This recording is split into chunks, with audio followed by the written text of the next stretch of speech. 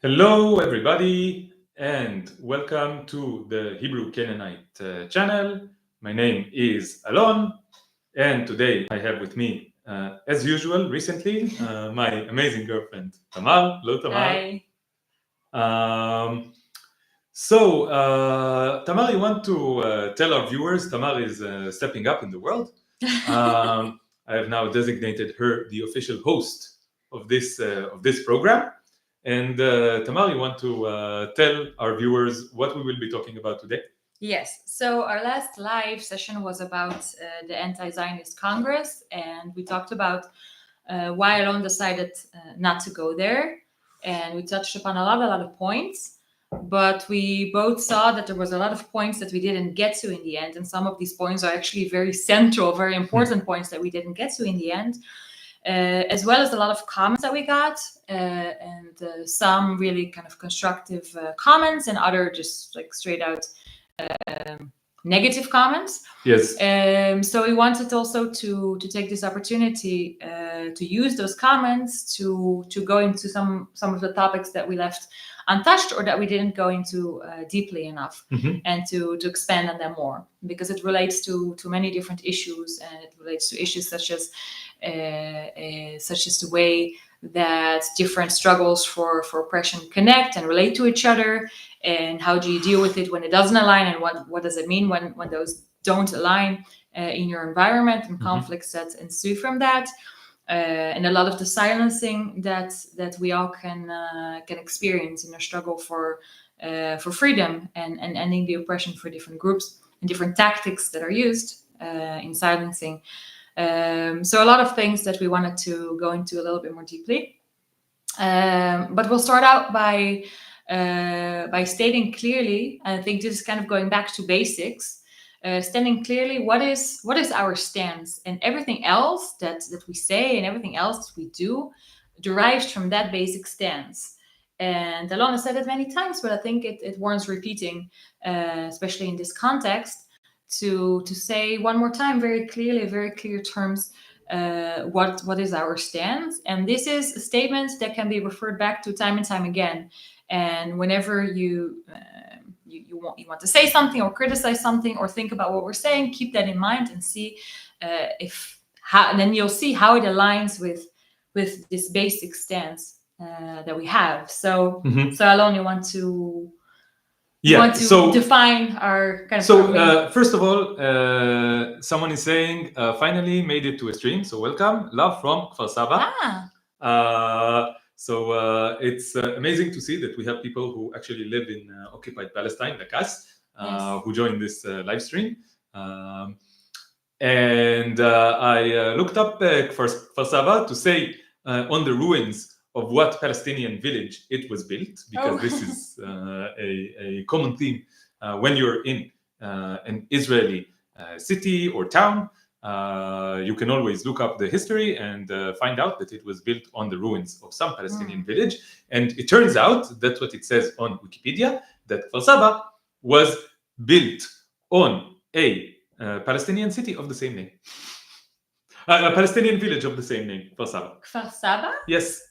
The same name. Interesting. So I'm not sure what it is in Arabic, but yeah, it's the but same. It was an Arab village. Yes, it was a Palestinian village. It was. The Palestinian village was demolished, Oh, wow. and they built an Israeli town, now city, on it with the same name.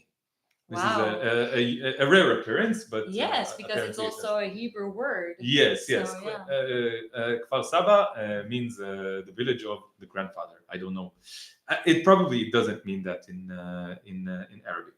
Interesting. Yeah. Okay, and the second thing I want to say before we start, that last time we went live, we mentioned my Patreon, and amazingly, people decided that they want to donate to my Patreon. It's around 10 to 15 people went into the Patreon and decided to give a monthly, to do a monthly subscription. I don't know what even is the term. Now I'm sitting at I think $150 a month. No, $125 a month, which is not a lot, but it's something. It's a start. And I want to say thank you to all the people who went to the Patreon and subscribed. And I will send you a personal thank you message on the website. I see that it is. I'm very new to this. Okay, I'm very new to this. I'm very inexperienced with this. But I understood there is a possibility to send personal messages of thank you. So I will do that. And yeah, if you want to join my Patreon and help me do this thing that I'm doing, you put the link on your WhatsApp, so you can put the link again if you want in the chat. Yes. For people that. Yes, I will put the link here here on the chat, and you can join the Patreon.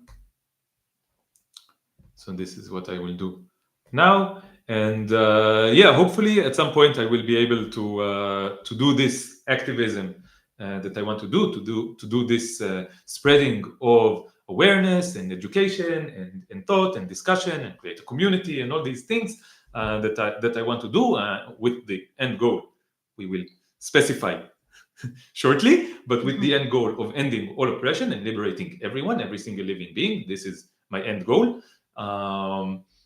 So that I will be able to do this work and also provide for myself and not have to depend on my family to get housing and food and like the basic necessities of life. So again, thank you so much to everyone who gave, who subscribed. And let's read a few comments. Let's see if we have a few stuff before. I've been watching more videos on veganism. You convinced me, especially from connecting to the conflict. It made a lot of sense. Wow. Thank you so much, Sen. This is amazing to hear. And we will talk about this kind of... this is one of our goals. One of our goals is to make as many people as possible, to help as many people as possible, make this connection between all forms of oppression and to stop participating in any form of oppression. So this kind of comment, it's like, it's the best thing. Makes us really happy. It makes us super happy that you are interested in this now and that you are making the connection. And please, if you have any specific questions about like how to make the change, what to eat, what are the moral arguments, how to deal with society that's pressuring you social situations. Yeah, social situations, pragmatic questions, anything you want that's related to this process, please send me a message on Instagram. This is my screen name on Instagram, roble_viajero. So please send me a message on Instagram. And Tamar and I, we kind of started like a veganism hotline. Like I don't know, a lot of people have sent me messages already, and every time Tamar and I we answer and we try to help as much as we can. And we have thoughts about making this a little bit more, I don't know if official, but more to have some more resources ready. Yes. To kind of compile some things. So maybe like resources that can help you do the change, do the process. We would really love to help anyone who wants to do this change. Yes. And this episode today is really going to talk about all the connections between the different struggles and how really it all connects and really it informs one another. And rather than it being in some kind of competition with one another or why this and not that, how it all really aligns with one another and is connected to one another, and how the different movements for freedom from oppression make each other stronger.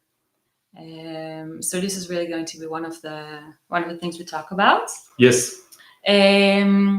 So let's start with back to basics. Yes, back to basics. Yeah. So our stance, and I think you want to start from kind of a general place and then add some more specifics to that. But this is our basic. We can put our stance on a sticker. on a bumper sticker. We can do it. Yes. We oppose all oppression. That's it. That's it. That's my position. Yeah, that fits on the sticker. Yeah. Well, let's make a sticker. Let's make a sticker. Let's make a bumper I like it. sticker. And people will understand what they understand. Yes. But yeah. We oppose all oppression. That's it. Yes. Done. Okay, I'm ending the live now. No, because apparently, much more needs to be said. Yeah. Okay. Is that lovely lady your wife? No, she is my girlfriend and life partner. We are not married.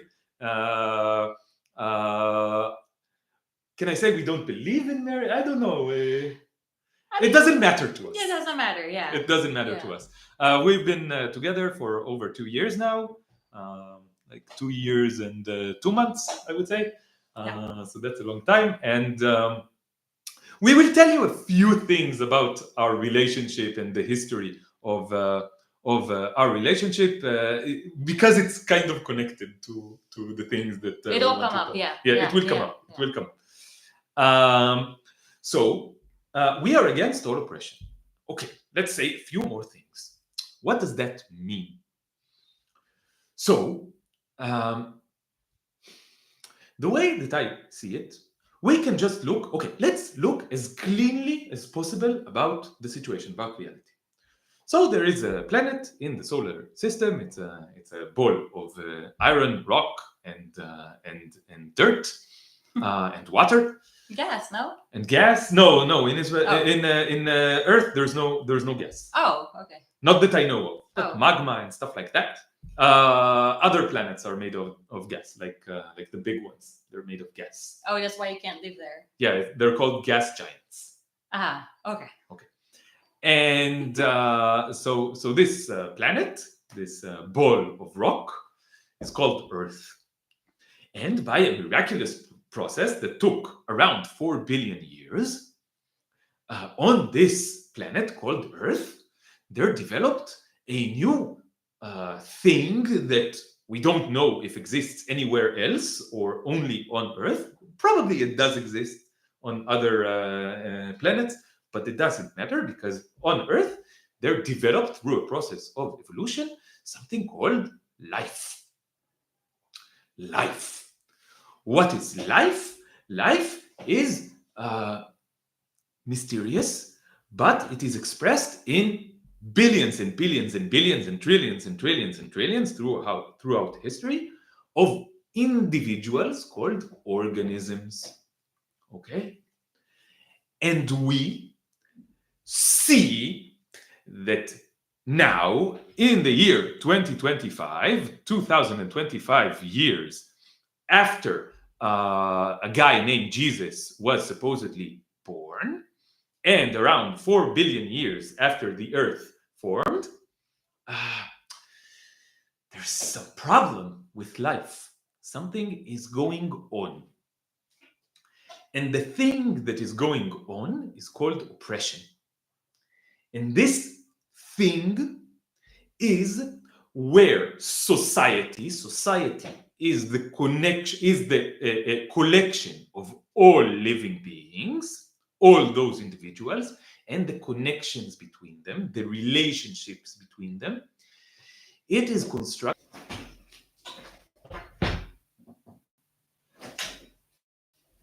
Let's see if we're back now. Is everything better now? Are we back? Can you hear us well? Can you see us well? Is the video frozen or is everything okay? Please tell us what's going on. Back? I think we're yes, we're back. Okay. I like this emojis. Okay. Good. Okay. Wonderful. Okay. So we fixed the problem. Hopefully, there's no further technical difficulties. I will go back to what I was saying. On this planet Earth, there is a society, and society is the collection of all living beings and the relationships between them. And society, the way that society is structured now, unfortunately, sucks. Okay? And in what way does it suck?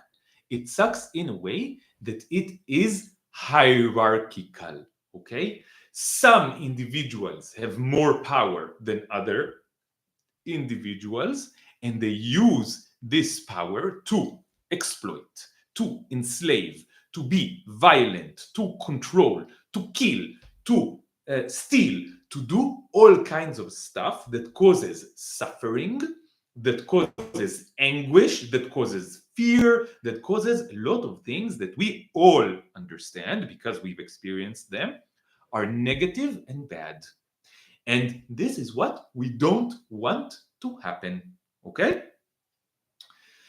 Video quality went down. Yes, that makes sense because now I'm connected through my phone, but maybe we will fix that as well. Okay.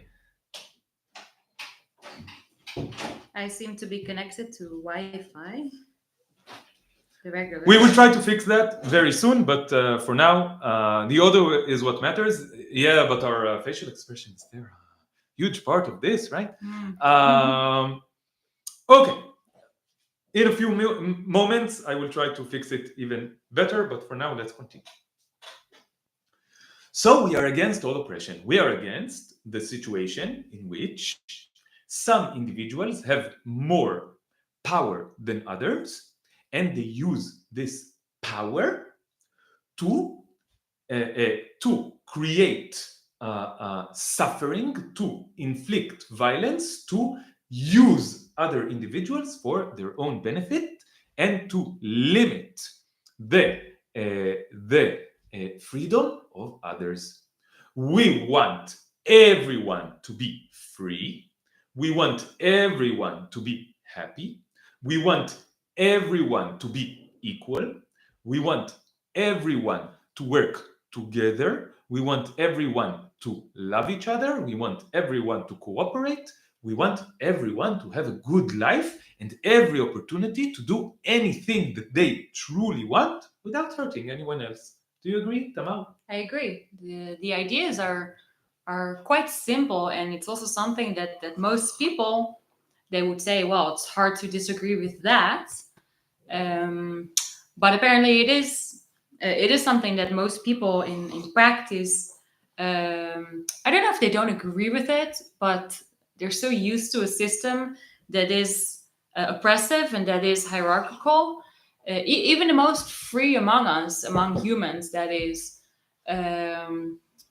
still have all these forms of oppression over them, and we don't realize it, or most of us don't feel it, don't realize it, and we just accept it as a reality. Or the alternative is thought of as a utopian. So there's this kind of idea that it's very, maybe it's nice in theory, but it can't happen. And I think a lot of this also goes back on what are your basic assumptions about human beings. If it's possible, if you have kind of like a more pessimistic or a more optimistic view on human nature, if you even believe in such a thing as human nature. But yeah, the ideas themselves are really, they are quite simple. Yes. At the end of the day. Yeah. So already we're getting angry comments from someone. Retirement planner already has a lot of angry comments about what I said. All I said was we want everyone to be free. We want no oppression. It's a troll, yeah. It's a troll, yes. But unfortunately, a lot of people are trolls. And he is a retirement planner. He doesn't want to lose his business. And this encourages me to say something worthwhile, I think, that we need to separate between what I said now, which is, yes, it's the vision, it is the goal, okay? I'm not saying that this can be realized completely. I'm definitely not saying that it can be realized easily. We're not saying that this is, snap my fingers and it will happen. No, but this is the aspiration. This is the vision. This is the lighthouse. This is exactly the word I was going to use. Yes. Yes. I was just thinking how to say it in English, but yes. So say it. Yeah. No, I was going to say how you say Migdalor, because I was going to say this is the lighthouse. It's like the beacon that you want to direct yourself towards. And it also rests on the assumption that things, I was going to say that things can get better, can be better than they are, but more so that it's hard to think of them being worse. And I think this is another thing that many people have this kind of opposition to. They'll say, yeah, but then what? Then will it just be chaos and everything will be horrible? There'll be so much violence, Yes. neglecting the fact that the current state of affairs is very, very bad. And depending on your place in the hierarchy, possibly as bad as one can imagine. Mhm. So it all very much depends also where in this We hierarchy say this you many are. times. It's worse. I say this. It can I only will say, get better from here. I will yeah. say this again. If I didn't know anything about Earth and about the current situation on Earth, and you let me imagine, you would tell me it's really, really bad. You know what you're thinking when I'm saying really, really bad? Multiply that by 1,000,000, and then it's not even close. And then you let me sit down for a week, let's say, and write down the most horrible thing that I can imagine. Most horrible thing that I can imagine. The situation of many living beings on Earth right now is way, way, way worse than that. It is beyond any sick and twisted imagination. Okay? So the situation now is not good. Okay? It's not even okay. It's not even bad. It's worse, way, way, way, way worse than bad. Yes. And it also is important to note that we say we are against oppression. We don't say we are against causing suffering or hurting people or hurting others or something that can be more vague, and also something that is probably unavoidable. We're talking about something more specific. We're talking Yes. about oppression. Yes. So yes, I think there always be suffering, and it's part of life. The moment you are alive, there's going to be a whole range of experiences, and part of those experiences are going to be unpleasant, and it can even be called suffering. Yes, and we will all die someday. Yes, and I cannot imagine a scenario in which that wouldn't happen, because then, at some point, like, where is everybody going to go, right? It's this thing that is part of this is the cycle of life. This is part of when, a lot of times this is used as excuses for violence. But yeah, death is one of those things that it's not oppression. It's, if someone dies, then they die, and something else grows or is born, and it's all part of kind of this bigger one picture, which is nature. So it's the specific thing of against oppression, and this is something that's, I think it should be easier to imagine, because there are times and places in which there is no oppression. And I think if you think about other animals, then there's many examples of, at least very very different ways that societies are constructed, that individuals relate to each other, rather than this kind of oppressive, hierarchical, violent structure. Yes, we must also say most forms of oppression that exist today, like the patriarchy, like capitalism, like states, like human supremacy and the non-human animal holocaust. Okay, all of these are quite new inventions. All of them are. They did not exist, at least not in this highly, highly, highly toxic form. Yes. A few hundred years ago, or if you want to go back a few thousand years ago, they just did not exist. These forms of oppression. Yes. Okay, so people cannot imagine their lives without this oppression. They say you're utopistic, okay, but it's just a matter of historical fact that these systems didn't used to exist in this form. Okay, so it is possible. These systems are not a fact of physics. Okay, they're not a direct result of the rules of physics. Okay, we can live without them. Yes. Okay, and we want to live without them and with something better. Okay, maybe I will try to reset the connection. Maybe this will help. Is that the mean we're gonna lose it for a little bit, or? Okay, so there might be a problem for like 10 seconds, okay? There might be a problem for 10 seconds, but then it will be better, okay? So 3, 2, 1. No. Connection is unstable. Can you hear me now? Can you hear me now, guys? Please write down. Yes. Okay. Wonderful. We fixed the problem. Is it good? Does it look good? Does the video look good? Does the sound good? What do you say? Video good. Looks better. Good. Wonderful. Good. Okay, we fixed it. Okay. So this was not always our position, right? To oppose all oppression. We didn't always phrase this our position like this, right? No, certainly not. And I wasn't aware. I'm laughing at myself a little bit, but yeah, I wasn't aware of all the oppression that exists in this world. And yes. I'm thinking about something, and I wonder if maybe I'll just touch upon it. It's kind of going into kind of the deeper subjects, but I guess in certain ways, even when I was younger, I knew it in certain ways, but I didn't have the words to describe it. For example, when I got to a certain age as a teenager in high school, I had this feeling like, why are these teachers telling me that I have to be at school? Like, yes. why is this a logical thing? And I would get like punishments, and I would tell them like, what is it to you? Like, why? I was considered having a problem with authority, or I don't know, being problematic, but it was this feeling inside, it just doesn't make sense. And it was an even stronger feeling later in my life, because there's somehow this kind of myth, like, okay, as children you're not free, and parents tell you what to do, and teachers tell you what to do, but then when you grow up you're free. Enter the workforce and enter bosses, and so you realize that this is not true. It's like a fata morgana that never comes. So I had this really strong feeling when I was working in certain places, and I had this feeling towards my boss, like, why should another person decide for me when I can take a day off, when I can go on vacation? And she, like, I had one particular boss, she would just go on vacation for 3 weeks and like whatever, and she's the one that's supposed to manage the place. And then one time I asked for a day off, and no, it was not a good time.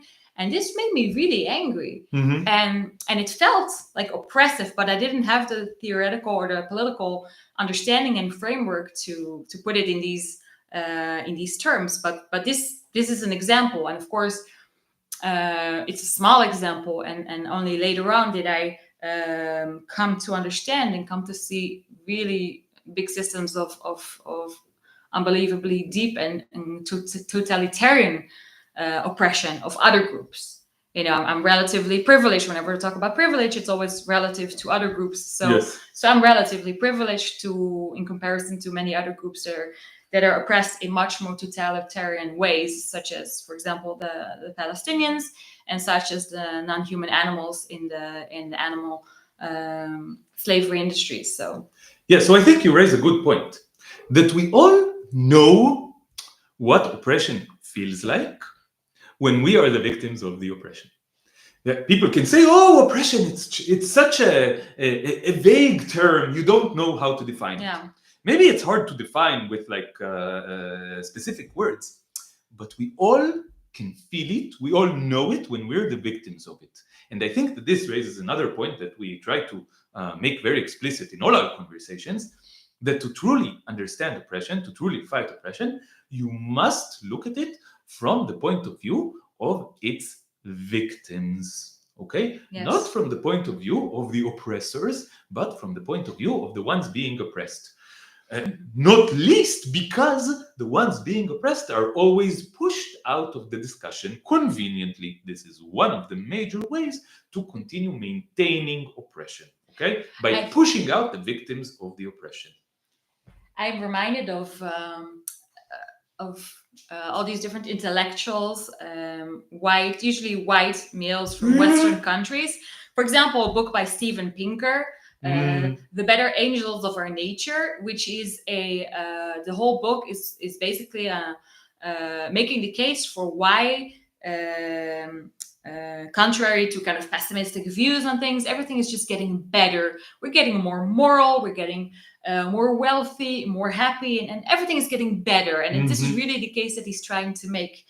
And it's so blatantly clear, blatantly obvious that he is so stuck in his own perspective. He's not able to take the perspective of other groups of people who are getting poorer and poorer, the non-human animals, of course, that are so completely oppressed, that are completely transparent and out of the view of most humans, and every aspect of their life is being completely controlled, and they're being murdered by the trillions. And only a person in such a, again, relatively, because he also is under capitalism and many things that he doesn't realize or experience as oppressive, because he has like the bigger end of the stick in this game. So he's literally blind to this. So he thinks we live in a wonderful world. Yes, maybe from his perspective. Yes. Also not from his perspective, in my opinion. In my opinion, oppressors are also slaves to the system in a different way from the oppressed. Anyone, no matter your position in this toxic hierarchy, which is our society that includes all living beings, no matter your position in our society, you are enslaved to the system in some sense. Yes. Maybe spiritually, maybe because you have to give up your conscience, maybe because you have to commit atrocities. If you think about Zionists at the moment, yes, they live a relatively privileged life on the immediate material level, but they are soulless zombies, okay, who have to do atrocities, to justify atrocities, to give up their souls and their moralities. This is a different aspect of the oppression, and I think it is just a true statement that everyone in our society is suffering from all oppression in our society. Everyone, okay? Think about how extreme the situation has to be that you as a parent send your son to Gaza and know that he may die, and that you think that this is necessary and even a good thing. So I think this is a clear example that goes to show that in the end of the day, both the oppressors and the oppressed are victims of a system. And to think that this kind of sacrifice, the self-sacrifice is a necessity. And I think of everyday examples as well. I'm a psychologist, so when I see clients and for example, gender, the patriarchy, all the expectations that are in society, what you should be. You're not man enough, you're not male enough, you're not masculine enough, or women, and the beauty standards, or all the kind of behaviors that we should attend to because we're assigned this gender at birth. And some people, they feel this is like a natural thing and it comes naturally to them, and they don't feel it. But for other people, it feels very oppressive. They feel like, but I'm not like that. I like to be different, and society tells me that I'm not allowed to.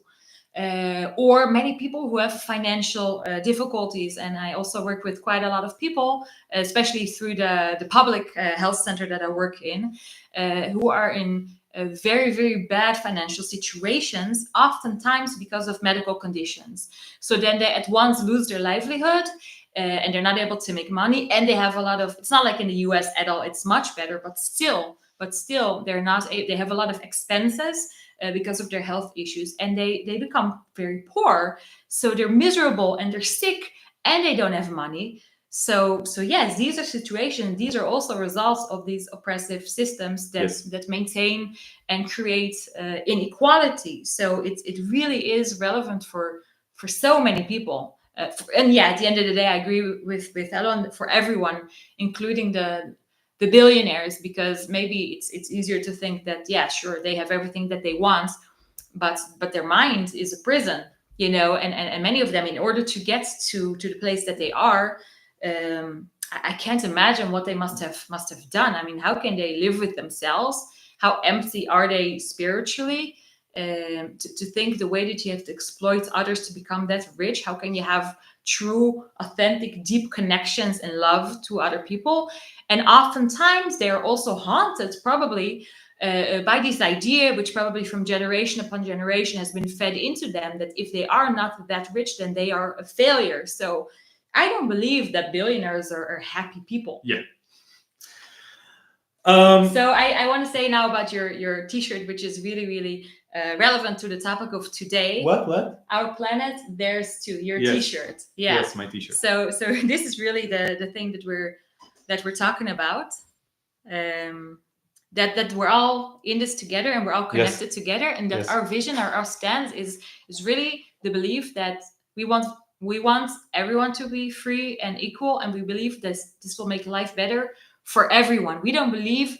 I think there's this idea that it's a zero-sum game. If one gains, another person loses. This is a capitalist mindset, because this is what capitalism... And a hierarchical mindset. Yes, and this is what those systems are built upon. And I don't think it's a law of nature. I think it's a belief that stems from the fact that we are all born into these capitalist systems. Yes. And so I believe that a better world and a free world and an equal world, it may seem scary because some people think, okay, I stand to lose something. But I think at the end of the day, everyone is going to be happier in a world like that. Yes. And yes. So do you want to answer some comments, or do you want me Yes, to... I want to answer a few comments. So we have a troll, and I'm in favor of ignoring. Ignoring, I think the next step will be ignoring, but there is a point that the troll made. Oh, okay. Even trolls make points, and the point is about Islamism, okay? And I just want to say that yes, part of the way that the oppressive system is built, it uses all kinds of intersectional hierarchies, okay? There is patriarchy, there is speciesism, that is a hierarchy based on biological species. There is capitalism, which is hierarchy based on financial situation and economic situation. There is racism, based so hierarchies based on race and ethnic background. There is states, which is hierarchies based on political position, okay, and separation. So hierarchies and separation, they work together. We didn't talk a lot about the part of separation, but that's also part of it. And also, there are organized religions, okay? So I don't know what my opinion is about like religion in general, okay? You can believe whatever you want, you can practice whatever religious practices you want, as long as you don't hurt anyone else. I'm fine with that. You can believe in God. I might think that you're wrong, but that's not the point. The point is organized religion, and organized religion is a hierarchical system, a system of separation, a system of oppression, and it causes a lot of harm in the world. And it doesn't matter which religion it is. It might be the Jewish religion, the Christian religion, the Buddhist religion, it might be Islam, it might be any other religion, but organized religion is part of this intersectional system of oppression, which is inflicting our society, and definitely it is part of what we are criticizing. Definitely. Okay, as long as something can be identified as an oppressive system that is based on separation and hierarchy, then we are against it. This is on the sticker, right? It's on the bumper sticker. Okay, and another genre of comments that I see here is about how do we get there? Okay, and how do we get there, and what do we do when we get there, and how much can we get there? These are all important questions that I think should be discussed, okay, not answered, because I don't think that there are many answers, like definitive answers for these questions, but I think they should be discussed. But the point is that we first have to agree that this is our goal, and then the discussion should be about how do we get there, and whether can we get there, and how much can we get there, and what to do when we get there. Okay, this is a separate discussion. Okay. And one thing that I just saw the word naive. Yeah. So I don't know how to break that down exactly, and I don't want to say there's nothing naive about it at all. Maybe it's not something that that is, maybe some of the ideas that we're talking about aren't possible, but I think that's skipping over a few steps. I think also looking back in history and other struggles for equality, this has been one of the tools to discourage people and to defeat people, to say this is naive and it's never going to happen. It's always never going to happen until it happens. And sometimes it seems like I was just reading this week, rereading this paper by John Stuart Mill about the subjection of women. Yes. And it's really interesting to read it because you understand we're so used to now to a world in which women have very different position than they used to have only like 200 years ago or 150 years ago. But at the time of writing, which was 1860 or something like that, Okay. it seemed unthinkable. He related to this. Yeah, as I know it sounds, people think it's absurd and ridiculous, and it's against the order of nature to even think about the idea of women being equal to men. 1869. 1869, yes. This So paper was so when the you read subjection it, of women. I will put a link to the article. very interesting to read it, to kind of understand, get a historical perspective upon things that once were unthinkable are now just an accepted reality. And that is how oftentimes change happens. At one point it was unthinkable to think there is no God. When someone would even suggest there is no God, it's like that person is completely psychotic. So things change, and sometimes things change in such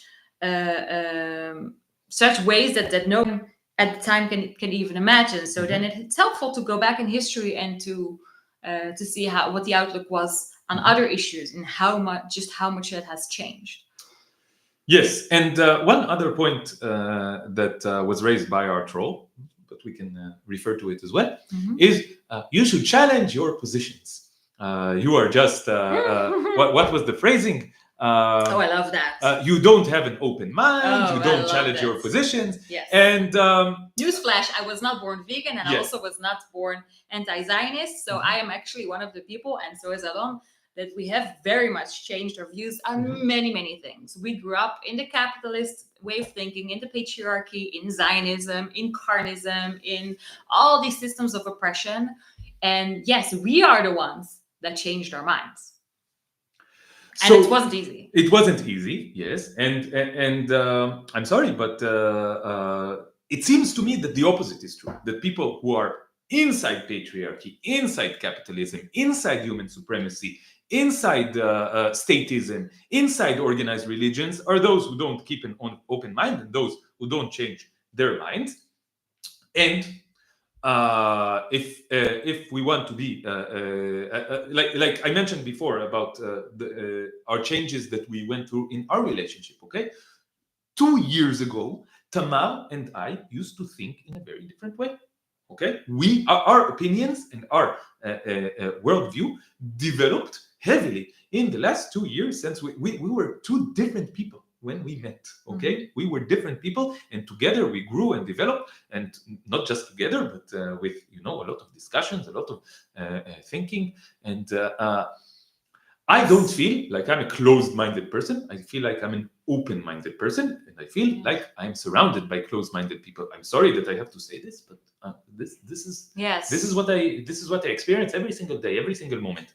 I want to have a true discussion with anyone, but I see that I cannot have a true discussion because all I encounter is excuses, is bullshit, is silencing, is belittling, is mockery, is policing, is all kinds of stuff that we will talk about right now. Yes. Right? Yes. Okay. But before that, let's go back to the issue of the Congress. Yes, okay? Exactly. Because this is a moment where if I want to oppose all oppression, I encounter a dilemma, okay? Because I have learned throughout my life about the oppression of Palestinians by the by the oppressive system called Zionism. And I also learned about the oppression of non-human animals by the oppressive system called human supremacy and the animal products industries, which is the non-human animal holocaust. Okay. So let me say one thing. That last time we talked at length about this issue, and Alon explained. We went in all these different directions of why the conclusion is that Alon is not going, and we went in different side topics. But I think that the important thing to be said, and that will start out now, is the bottom line. To really summarize the bottom line of why Alon is not going to the Congress, because I think we didn't say that clearly enough.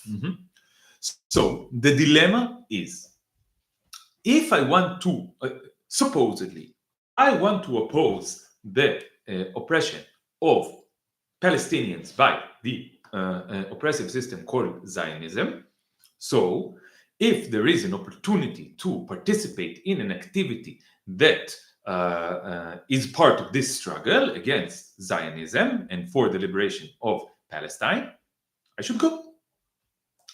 But in this Congress, they will be actively participating, not just in mind or in theory, but actively participating in the oppression of the non-human animals. That is, they will be eating the corpses of cows and chickens and pigs and sheep and goats who were born into these Holocaust industries, who lived their entire lives in slavery, in extreme exploitation and abuse, in the lowest rung of this society, in the lowest status in this society, the most deep slavery that you cannot imagine, as I explained. You can try to imagine it, but you will never succeed. And their lives were ended in the most brutal of murders possible. Okay? And now their flesh is being burned, their corpses were dismembered, their flesh burned, so that the participants of this Congress that is supposedly about liberation, about equality, about freedom, about resisting oppression, about resisting the Holocaust, about going against violence, supposedly, the participants of this Congress are now going to consume the corpses of the cows, the chickens, the pigs, the sheep, and the goats. Mhm.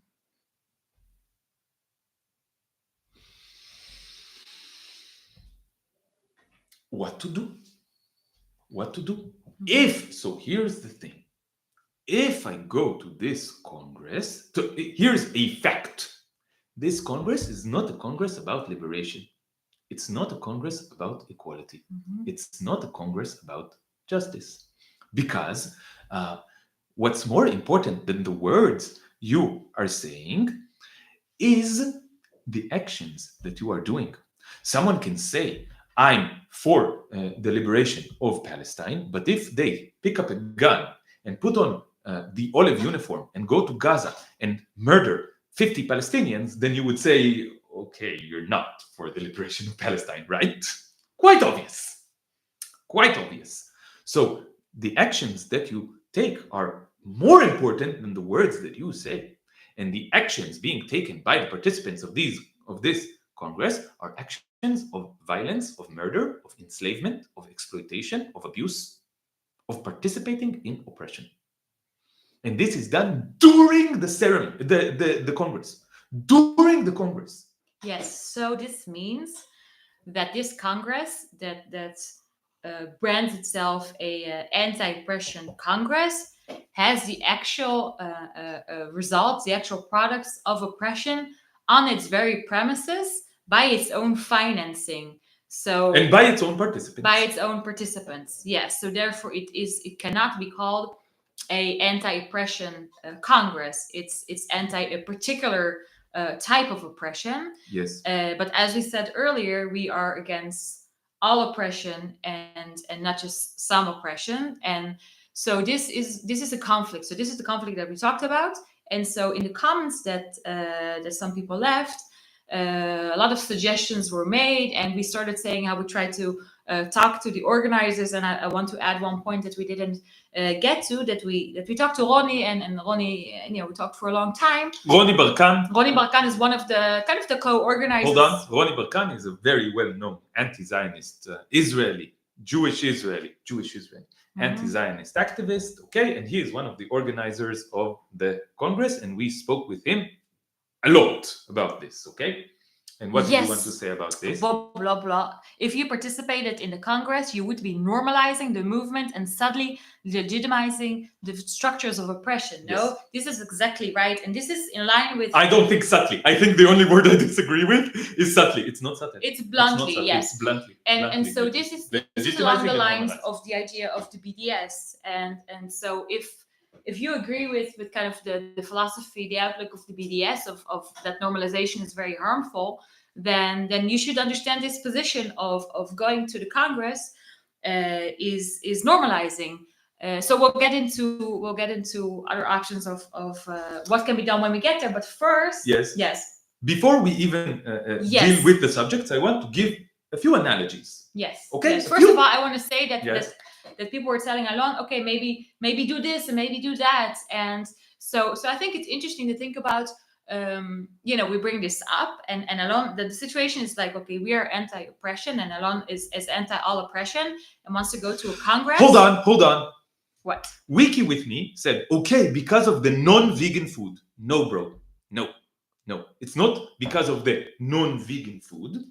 It's because of the dismembered and burned corpses of my friends who were enslaved for their entire lives, who were exploited and abused, who lived in the most horrific conditions of oppression unimaginable, and the fruits of these of this oppression is now being consumed in the Congress. It's not because of the non-vegan food. So this is trivializing. This is belittling. This is a lie that you are telling to supposedly deal with what I'm saying without actually dealing with anything meaningful that I'm saying now. So we'll get to it later, that one of the tactics, but I think this goes back to the point that we said, how about the oppression of the non-human animals is deeper and is more widespread and more transparent than any kind more of heavily normalized oppression, and therefore it's the one that is most often trivialized. It's most easy to trivialize it, and one of the ways that it is trivialized is by the food. No, the food it's only one part, one way of expressing it. So I think that's really I'm happy for that comment, because it's kind of an illustration of this.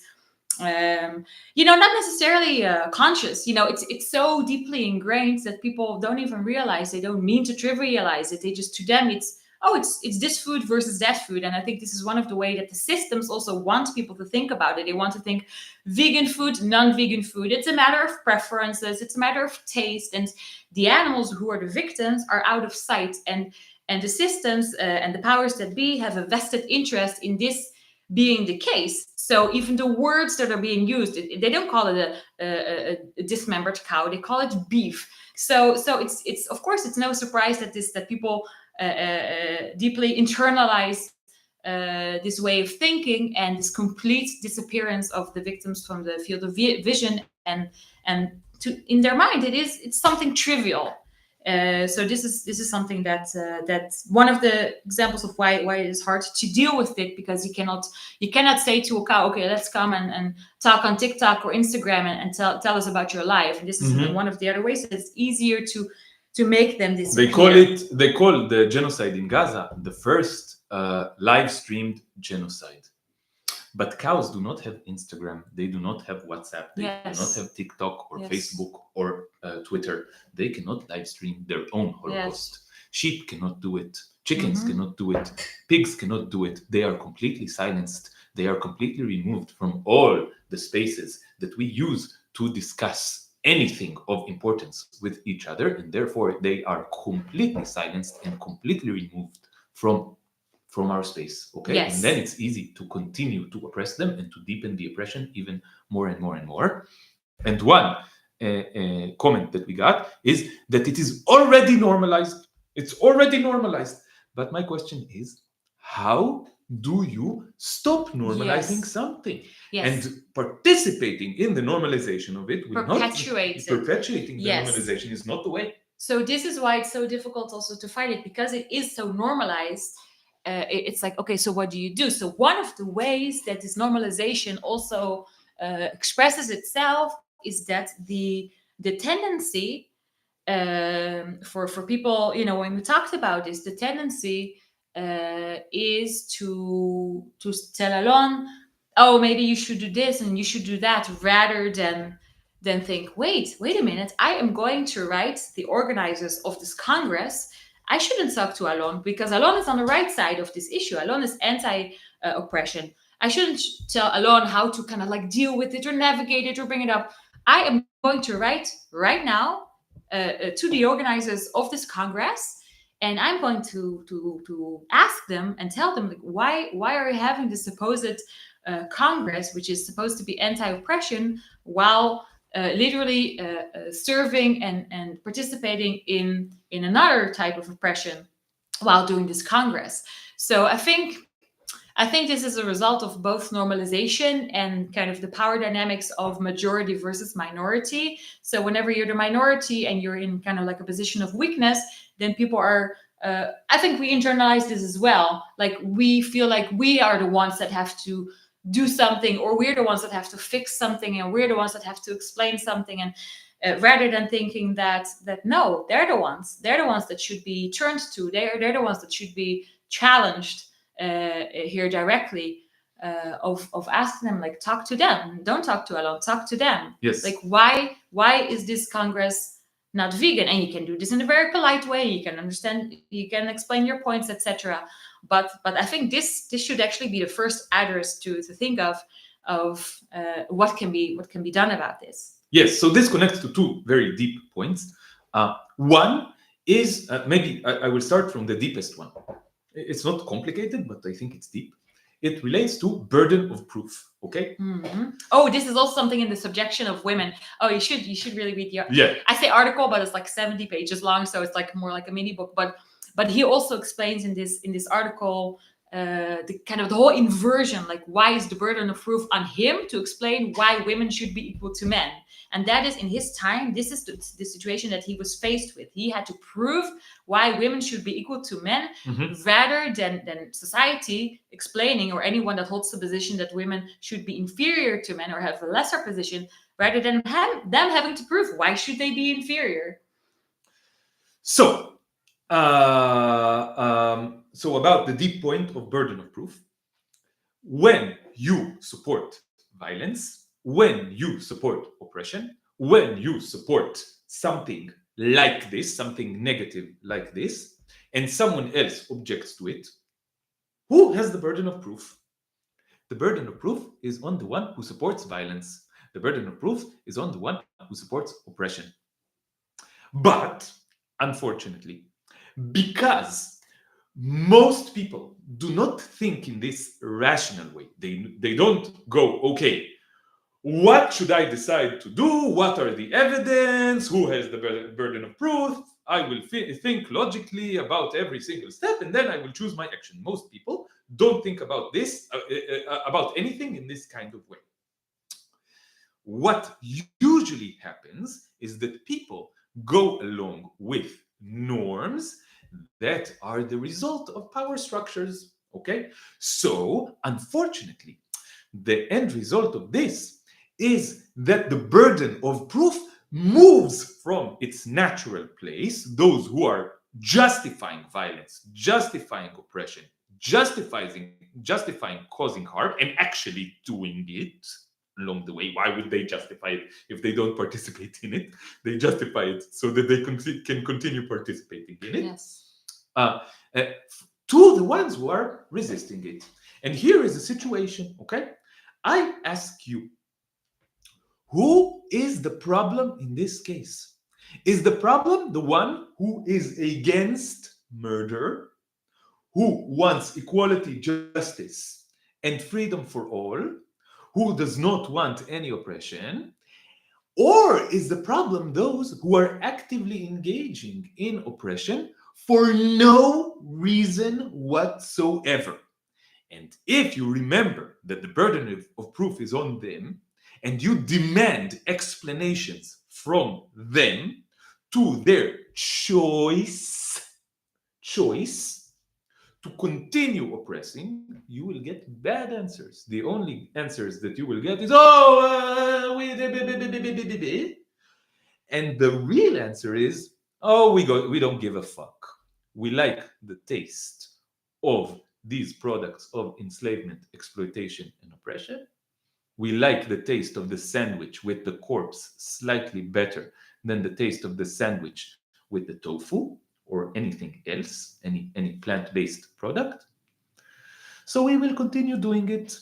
And you can shout whatever you want. You can get upset however you want. But we will ignore you or belittle you or talk down to you or isolate you or shun you or be violent to you in all kinds of ways so that you shut up and we don't hear this buzzing in our ears while we are participating in the Holocaust. Okay? So please, if you are now inkling your hands are on the keyboard right now, you want to write a comment on this like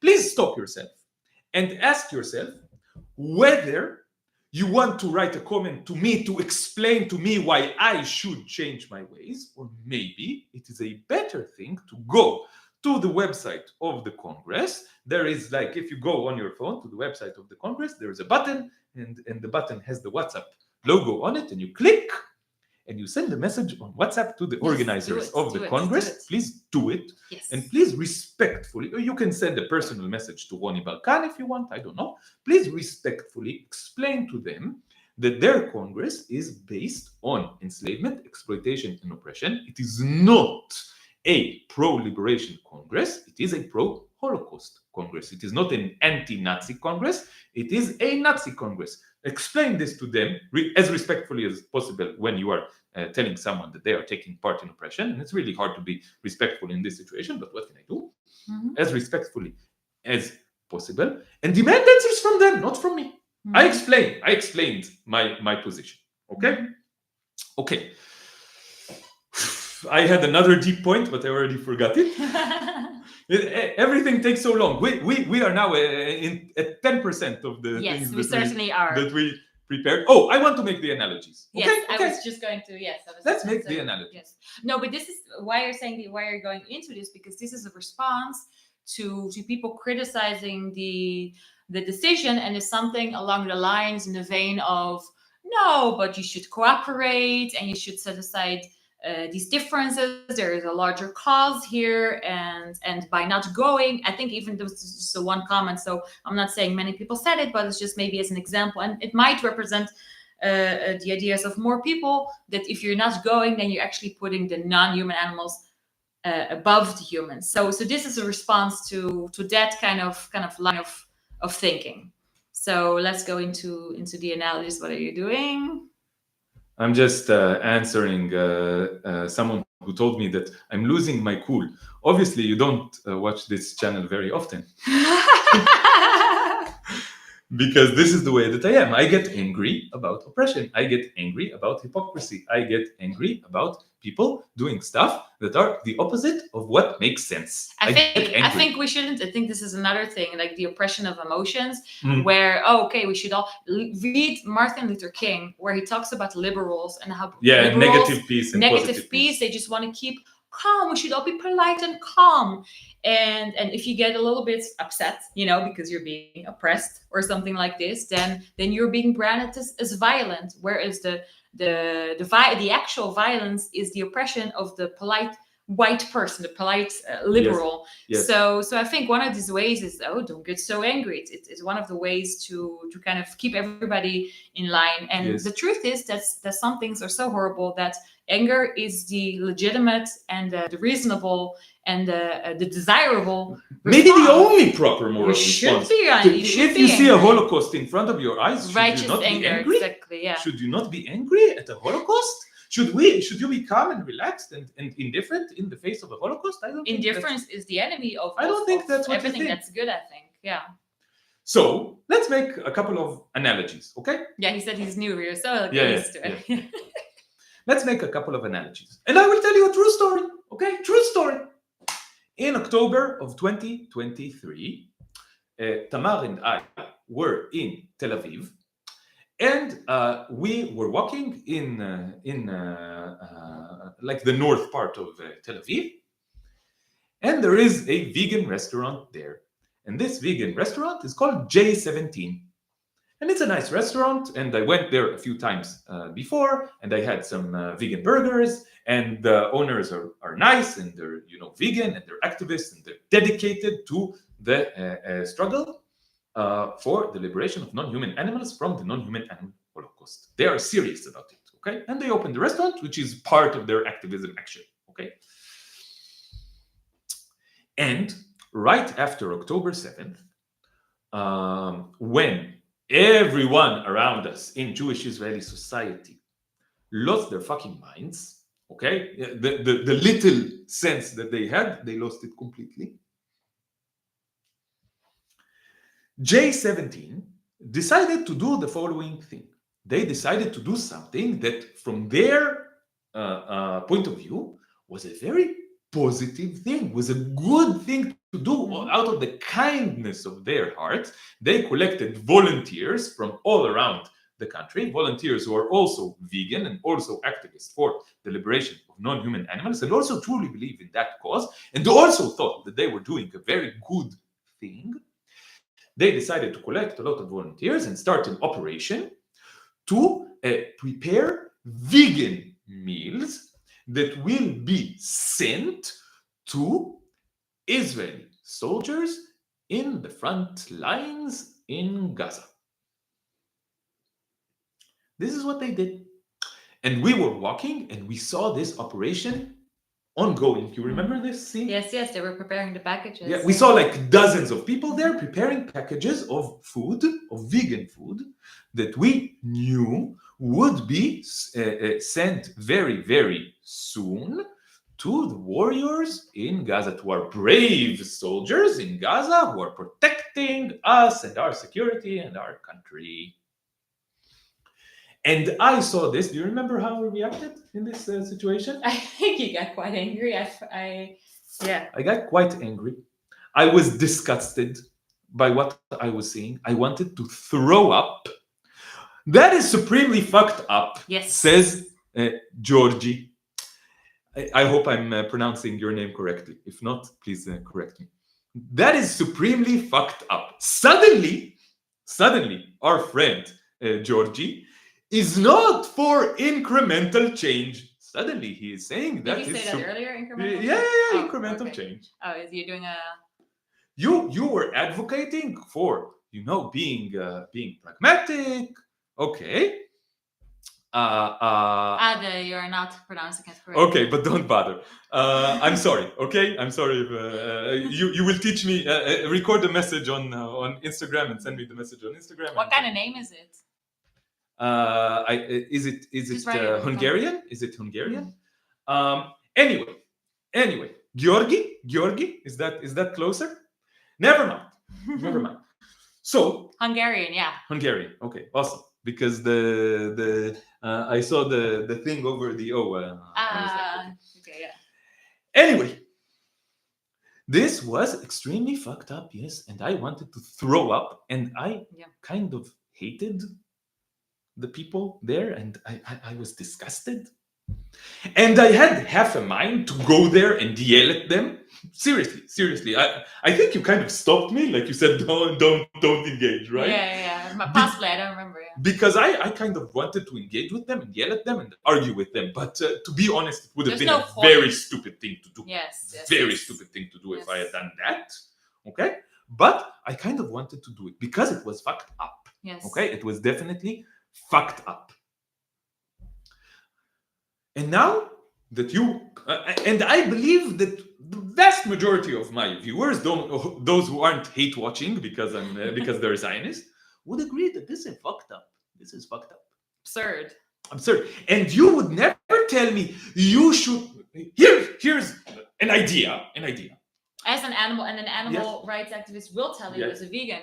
No, but as long as they're there, you want them to eat vegan, right? So let's get together for the cause and maybe donate and maybe participate. Let's go beyond our political differences for the vegan cause. Yes. This is something that they will say that we heard many times, right? Yes. So obviously you did not want that, and I did not want that.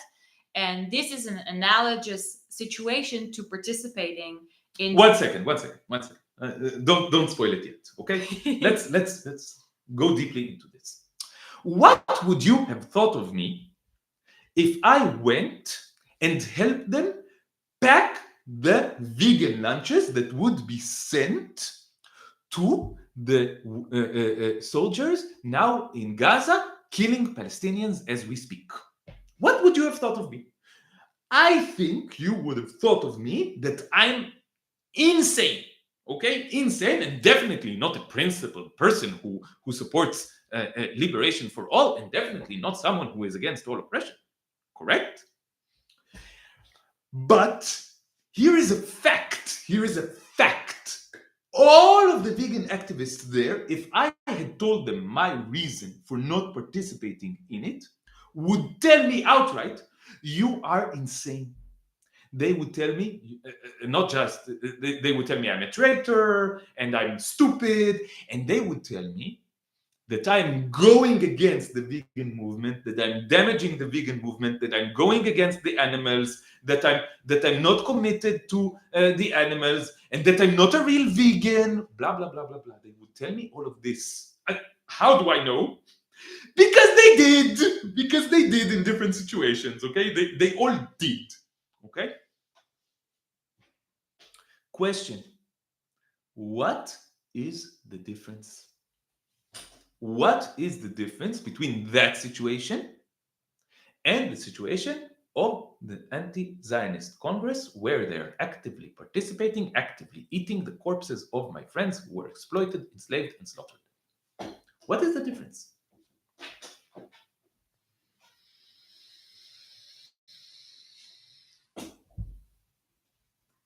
I don't think there's a difference. I think it's completely analogous. And as someone who cares about the liberation of everyone, who goes against the oppression of everyone, I see no difference. I see here people active towards the liberation of one group, but participating in the oppression of another. I see here the people who are actively against the oppression of one group and actively participating in the oppression of another. Mm-hmm. Yes. And one of the comments that Tamar and I got, one of the most common comments, was, you prioritize non-human animals over Palestinians. No, guys, no. We are against all oppression equally. We are against all oppression equally. And the opposite is true. This is an inversion, and inversions are commonly used as well as tactics to confuse and to silence. That if Alon were to participate in the Congress, as is, I mean, we'll talk in a minute about options of resistance while being there, but if Alon were to participate in the Congress as is, that would actually be putting the humans above other animals. This is what it would be. It would be, it would be like the analogy that he just gave of donating vegan meals to soldiers. That would be at that moment putting one cause over the other. Mm-hmm. Yes, that's it. That's why I have this dilemma, because I don't put any cause above another cause. To me, the cause is liberation of all, liberation of everyone. Mm-hmm. Okay. And vegan washing was mentioned. Yes, I saw it. I wanted to say something. This is a point that we wanted to talk about. Yes, Tamar, you want to explain about vegan washing, and we will have this discussion now, because it's a good opportunity. Yes, we can talk about it now. Exactly. Yes. So vegan washing. So I want to say about this that yes and no. I think there's two kind of different aspects to vegan washing. So this example of J17 of this restaurant donating food to the soldiers. So as Alon was saying, these were vegan activists, animal liberation activists before the 7th of October, before they started even donating to any soldiers. So they truly care about non-human animals. They truly care about animal liberation. They're not using them being vegan to portray themselves in a better light towards a world that is hostile to them, and to say, look, we're good people because we're vegan. It's not that they're vegan to use this as kind of like the virtual signaling, look at me. No, they're vegan because they actually care about the non-human animal holocaust, and they want to stop it. I do want to put a small asterisk there, and the small asterisk is that now we see how the poison of Zionism has also poisoned their dedication to the liberation of non-human animals. This is another point that we want to make. Yes. I'll get to that. But that's not. They are truly, they were, and I think are in most respects truly dedicated to this goal. It's not like they're playing a game. Okay, they're as dedicated to the goal of liberating non-human animals as you probably are, you, one of our viewers, probably are dedicated to the goal of liberating Palestine. Yes, because you care, because you want the suffering and the oppression to stop. Yes. So yes, it is true that there are unfortunately some very dedicated activists, among them Alon's former psychologist Shiriza Miraz. Yes, we've been naming names, her name specifically every single episode in the last couple of weeks. Until the 7th of October, she was a dedicated activist, and she had a column in the newspaper Haaretz where she wrote about kind of the intersection between psychology and animal liberation, and very, very good articles. And ever since the 7th of October, she stopped writing about it. And in fact, she even wrote twice an article attacking activists, vegan activists. Like Joey Carbstrong. Yes. For example, for because they're pro-Palestinian. And I think, and she even wrote an article saying, in this time, now that we have the hostages, it's not okay to advocate for the animals. So actually, this is one of the really big disappointments that some vegans let actually their Zionism come to be above their dedication to animal liberation. So this happens. But overall, just to say is most vegans, they're obviously they truly care. And okay, so but then the part of the vegan washing is that then them being vegan can be used either by themselves or by others that aren't vegan themselves to actually engage in vegan washing. So, for example, the Israeli government has like government propaganda. They're not vegan themselves. They couldn't care less about the animals, but they're like, oh, look, it's the most vegan army in the world. Look how good we are. And this is part of brushing up this image of morality. And this creating an image of morality for your oppressive vegan regime. Washing. If it's done by a non-vegan, it's complete and pure 100% vegan washing, and it's disgusting. It's despicable. Yes, and vegans themselves can engage in this somewhat. For example, when they share videos of soldiers rescuing dogs and cats, for example, from Gaza while they're fighting there. So on the one hand, they probably care for real and they find it a touching story. But this is definitely also something in the service of the Zionist regime and in the service of kind of propping up this image of, look how moral we are, as opposed to people in Gaza who don't care about the animals. I mean, of course, not mentioning that the cat or the dog they rescued are probably homeless because they demolished their home and they killed their owners, and not because not their owners, they're caretakers. They're caretakers, yes. See, yes. Sometimes Tamar, a very dedicated activist for the liberation of all living beings and an anti-human supremacist, sometimes she still has moments when she engages in human supremacy.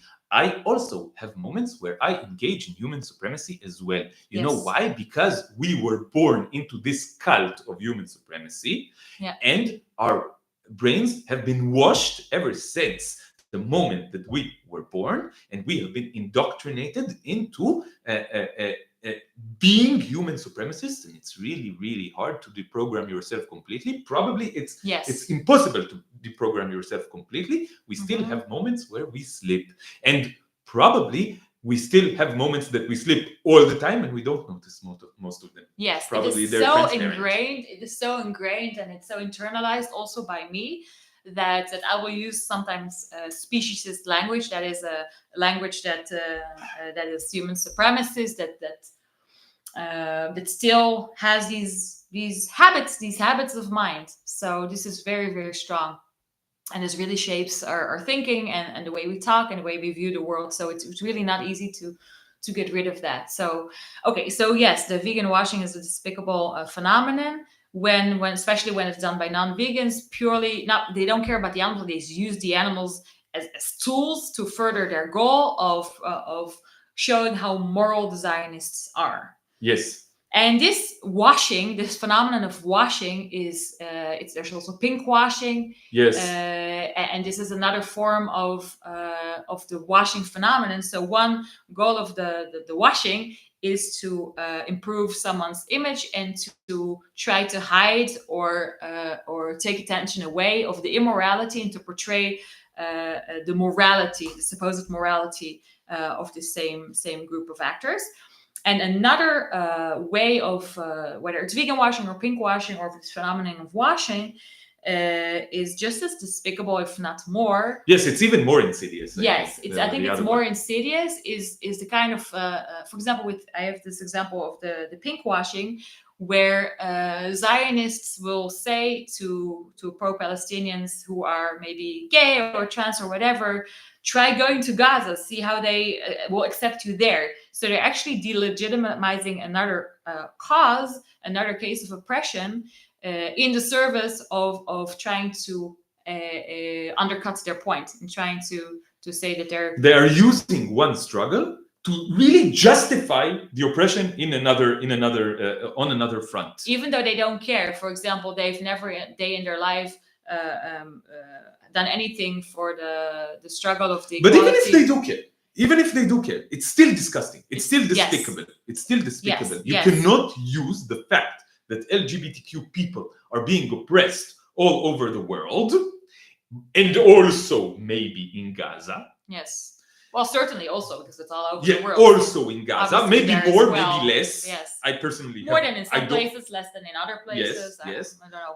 You cannot use the oppression of LGBTQ people in Gaza to justify their genocide. This is ridiculous. Yes. This is to justify another form of oppression. This is ridiculous. Yes. And yes. there are many forms of oppression, like washing, okay, of this washing, like vegan washing, like green washing, which is using the fight against climate change to justify all kinds of stuff.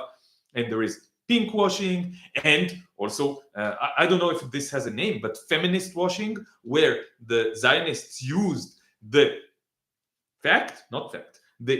made up stories about mass rape on October 7th done by Hamas, and they People used that never cared about rape at all, and the Yeah. fact that women are raped. But some of them did. Some of them were true feminists, or at least true white feminists. Okay. And Which at is- that moment, they're actually using their feminism and Yes. hurting, the cause in the service of oppressive. of and an what they oppressive say, regime. and what they say is, if you don't support the genocide of the Palestinians in Gaza, then you don't care about Hamas raping Jewish women. Mhm. Therefore, you are pro-rape.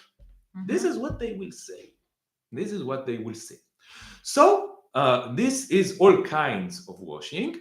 And another example of washing, which is less talked about, is something that I don't know if there's a name for it, but maybe the name for it should be pally washing. Pally washing. Okay? And this is something, it didn't have a name until now, but it certainly was a phenomenon. And we saw it in the comments to our last Mhm. video. And the way that pally washing works is that someone who goes against two people who go against all forms of oppression, they speak about the oppression of the Palestinians, and people who are pro-Palestine go, yes, wonderful, yeah, show them, go for it, yeah, you're amazing, blah blah blah blah blah. Huh? But then, when those same people continue in what they're The doing, consistent, logical continuation of just that. consistently go against all oppression, and then they go against the oppression of non-human animals, because those same people are now on the other side of the oppression. Now they recognize that they are the oppressors. Suddenly, they're going to use their struggle to free Palestine as a way to defend their oppression of non-human animals. Mhm. Very, very interesting. So maybe you want to give an example to kind of. You have like comments that you. Yes, let's see. Suddenly they will accuse us that we are Zionists. Suddenly they will say, "Oh, your priorities are fucked up." Suddenly they will say, "You've gone over the deep end." All kinds of stuff to use. And in my opinion, just like when vegans who are active for the liberation of non-human animals use those animals to justify the oppression of Palestinians, they are no longer activists for the liberation of animals. They have now they started exploiting the animals. They are supposedly against the exploitation of animals, but now they are exploiting the animals that they are supposedly for to justify other oppression for their own selfish interests. They stop being vegan. They stop being pro-liberation of non-human animals. So too do activists for the liberation of Palestine when they use the oppression of Palestinians to justify their own selfish interest in continuing to oppress non-human animals. So too do them stop being activists for the liberation of Palestine. And this is the poison that I speak about. This is why intersectionality is so important. Mm-hmm. This is why when you are the oppressor in one context, it will cause you to stop fighting for justice in any other context. Not truly, because when you are challenged on you being an oppressor and you don't want to look at yourself, you want to continue oppressing, you will suddenly use your supposed struggle to wash your own oppression, to wash your own participation in violence and oppression. And this is how the virus spreads. This is how the rot spreads. This is why we all have to be consistently against all oppression to truly be against any form of oppression. Mm-hmm. Yeah. So one of the ways in which this is said is well, Palestinians eat meat. So this is one of the things, and I think it's been said about Palestinians and also about the indigenous. The indigenous eat meat. So there's two ways that this is used to the pally washing that we're talking about. It's like, so if you're being adamant about being anti-animal liberation, they won't use this word animal liberation. They'll trivialize it, of course. If you're adamant about your eating habits, or they'll trivialize it in one way or another. Yes. So then you're prioritizing, and this shows that you don't actually care. And one of the comments even called Alon, this is the funniest one. They called me a Zionist? Yes. Oh, they said... Few things are more typical of the liberal Zionist bubble than refusing to mobilize against genocide because you are vegan. Like the Israeli soldiers wearing vegan boots. So here someone's actually, this is pure pally washing with a twist, because while they're pally washing themselves, they're actually accusing Alon of vegan washing. So it's so twisted. Like, how do you even break this down, right?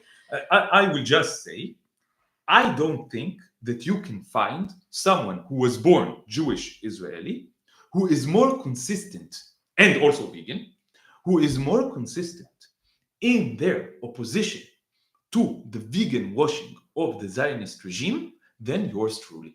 You cannot find an example. Mm-hmm. You cannot find such an example.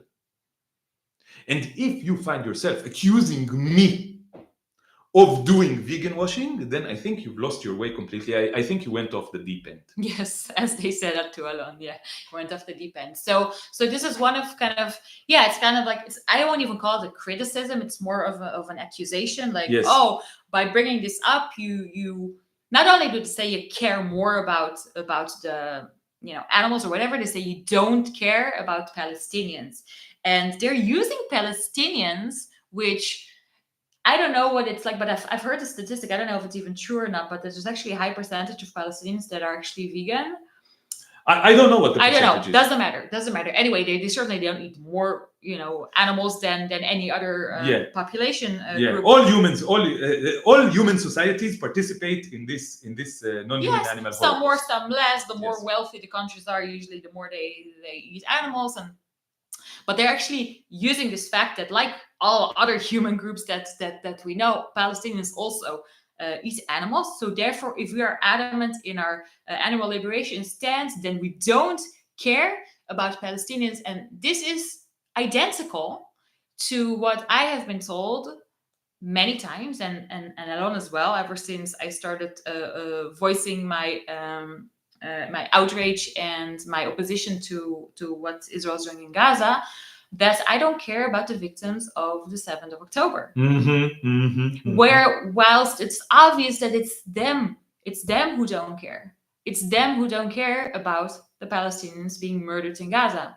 And so it's this inversion. It's like, oh, you care about everything. No, they can't handle that. So you must not care about that. And they're the ones, all those people that wrote those comments, they not only don't they care about non-human animals, they actually participate in their slavery and in their Holocaust, because this is the reason that, of course, that they're writing us, not because they're concerned that we don't care enough, because anyone who has watched even a minute of Alon's content knows that you can't possibly, care more than Alon does.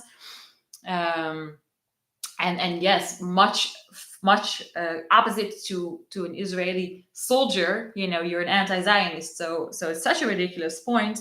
So that it's quite obvious that the reason they're saying this is not some kind of genuine concern or constructive criticism. No, it serves only one purpose, and it's to justify, to silence Alon, because Alon is holding up the mirror of the oppression that they themselves are participating in. Yes. So anything that can be done, you just project it upon us, and you do this inversion. It's a common. I want to say something from like just personally share, okay? Share my personal experience. So my personal experience is that me opposing oppression, opposing violence, opposing all these hierarchical systems and supremacist systems, it always ends with me being called names, being ridiculed, being ostracized, being accused of all kinds of things, okay? And specifically, I am being accused that I don't care about the in-group. If I care about the out-group, those in the in-group would tell me, you don't care about the in-group. Because I care about Palestinians being oppressed, Zionists will tell me, you do not care about Israelis and about Jews, okay? Because I care about non-human animals, carnists, those who actively participate in the Holocaust of non-human animals, will tell me, you don't care about humans. And another aspect of so being consistently against all oppression means that I always find myself in the following situation. I speak to people who, for example, are vegan but Zionists, and they tell me they don't care about the animals, like they told Tamar when she was against the bombings in Gaza. It's unbelievable. A lot of vegans told Tamar that she doesn't care about non-human animals. Okay? Yes, it's unbelievable. And in all these cases, and also in the cases when they said, oh, you don't care about the victims of the 7th of October, oh, you didn't care about the Palestinians, there is nothing whatsoever in the words that we have said or in the actions that we have done that indicates this to be true. Yes, they just want to infer it, so they do. Yes. So one second. And vice versa, if I stand up for non-human animals in front of an activist for the freedom of Palestine, for the liberation of Palestine, who is a carnist, they will tell me that I don't care about Palestinians, okay? Both directions happen all the time. Okay, yeah. All the time. So I want you to consider the following fact, okay? If you want to tell me something because I defend non-human animals from the oppression that you participate in, okay? If you want to tell me something, imagine me talking to a vegan who is a Zionist, invert the argument, imagine them telling me this. Imagine how you feel when they tell me this, and know for a fact that when you tell me what you want to tell me, I will feel the same way. And please just don't say it. Okay? Yes. Then just don't say it. Yes. So I actually want to go, because we talked a lot about these kind of negative comments, but I want to talk about the kind of the constructive points that were brought up. Only 1 hour and 35 minutes in, we Yes. finally reach the discussion. Yes. Okay, I and mean, this is something that always happens. There's so much more to deconstruct. There's been a lot of carnist excuses been thrown at us, but we'll dedicate another episode to this, to kind of like debunking. Deconstructing carnist talking Yes, points. because there's a lot of talking points that there's like the standard answers to them, but we have a slightly different take on some of them. So we'll dedicate another episode to this. But we actually also wanted to talk about some suggestions that were made that were actually very valid points, and to kind of explain our thoughts about that, and we have considered it. And so this is the idea to go to the Congress, and then actually you want to say there's two options. Yes. Explain it. Yes. So okay. So the one option is to go to the Congress and to participate, to get together for this cause of stopping the genocide, and like putting aside this other issue, and obviously usually people that say it will not think very highly of this other issue, so they think putting it aside is maybe not such a big deal. So the problem with this this approach is that obviously it normalizes, we said this earlier, it normalizes this oppression at the Congress. So it's going to something, and again, it goes back to the analogies that Alon was giving. It would be like donating vegan food for Israeli soldiers. That's the analogy. That would be the analogous action of going to the Congress and not addressing this issue, and smiling and nodding with people while they're eating the bodies of our friends. So that is not an option for these reasons. And again, once you invert the situation, I think it's quite clear to see why you also would agree that that's not a feasible option if you want to be in solidarity with all causes, and if you want to oppose all oppression and not participate in normalization. So the other option, okay. Yes. So the other option that we want to discuss now is something that was brought up by several commenters of, okay, maybe you go there and you challenge it in one way or another, and some concrete suggestions were done, but you go there and so one of the people who is here in the chat is River Roon, who wrote a very long and detailed comment. So I want to say that this kind of comment only came from people who I believe are on my side on this issue. Okay, and this is another point that I want to make.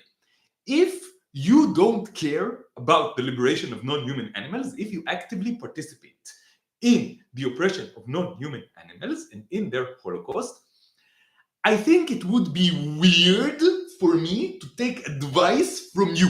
Yes. Okay? You are not an ally of non-human animals. And because I am an ally of non-human animals, I am in solidarity with non-human animals, and you are not, that makes you politically and factually my enemy. I do not take advice from my enemy on how to conduct my struggle of liberation. You are not part of this struggle. You are welcome. You can do it right now. Okay. Again, let's do this exercise. It's like the Zionists telling you how you should fight for the rights of Palestinians. It's and the kind of advice that they give is we should genocide the Gazans. Yes. Because that would get rid of Hamas, and then the Palestinians will be free. This is the kind of advice that you get from Zionists when you ask them how to liberate Palestine. Mm-hmm. Okay? And the kind of advice that I get from carnists about my struggle to liberate non-human animals is on the same level. It's ridiculous on the same level, just so you understand. So Benny is bothering us. Maybe you should be part of the discussion. You liked Benny.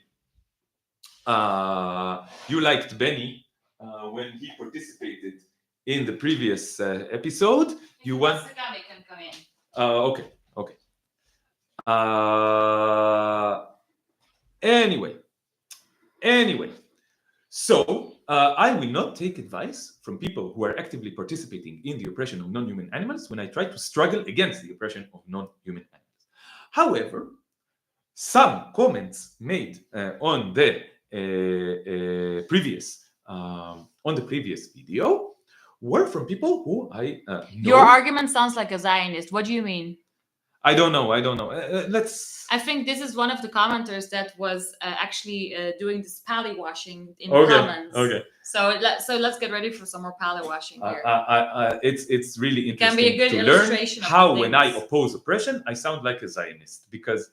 So I think this is just another illustration of the pally washing, just to Yes, kind of do this inversion. And the silencing, and the silencing. Silencing, of course, yes, yes. Disappointed, another way, very kind of like paternalistic yes, way. I mean, I posted a post about the fact that it's a genocide what's being done in Gaza, and a vegan that I know personally wrote to me, very disappointed in you, Tamar. There's no room for this post. So using words like disappointed, it's social sanctioning, and it's used to silence. And I'm not really affected by it because I know I'm writing this post because I oppose oppression and I oppose genocide. And I recognize that this is what's being done. Of course, it affects me on some level. I'm like, wow, this person, and we used to be acquaintances. This is why and now he's telling me he's disappointed in me. And this is it can be quite effective form of social sanctioning. But the more you are aware of these tactics, you can be less affected by it. So this is something else that's being done now. Yeah. Okay, but we had a point. What was the point? Yes. The okay. Point. See how hard it is. Get derailed. How hard it is to get to the actual discussion derailing, because of all the derailing by the fascists. As another tactic. Oh my god! It's been an hour and 42 minutes. This is the first time we get to talk about the actual fucking discussion. This is exactly what happens with Zionists. You want to talk about the actual thing? They talk about a million things. They will not talk to you about the actual thing. And the actual thing is the idea that I go to the Congress and that I challenge the people who went to the Congress from inside the Congress about their support for the non-human animal Holocaust. Yes. Okay? Yes. This is a reasonable suggestion. Yes. It is not immoral to do it, in my opinion. It is not normalizing the Holocaust of non-human animals if you do it correctly and honestly. Okay. Mm-hmm. And as opposed to the question of whether you should or should not exploit, enslave, and slaughter innocent animals, which is not a question up for debate. Which is not a question. This is not up for debate. There's no debating this. There is a true discussion to be had about what is the correct thing to do in this situation, and whether you should boycott the Congress or whether you should participate in the Congress and challenge the organizers and participants from within. Okay? Both are legitimate positions, and I truly thought, okay, yesterday, Tamar and I were speaking, and I was like, maybe I should do it. Maybe I should do it. And we were seriously thinking about how to do it. We spent 2 hours talking about that, about how to do it, okay? I am now leaning towards no, okay? And I will tell you why I'm leaning towards no. And the reason is that I do not believe that it is as easy to do as some might think. Okay? I think it's going to be a difficult experience. I think it's not going to be very productive. I think I will find myself in really bad situations, in really bad arguments. I think that I will get upset. I think that I will get into fights. I think that I will be branded a troll or, that weird guy. I think that I will burn bridges. I think that I will be very disappointed. Speaking of disappointment, I think that I will be very disappointed from most of the people there. I think that I will experience a lot of backlash, a lot of resistance to what I'm saying. I think I will get, punishment, social punishment for it. Yes. And I think that it will not be very effective.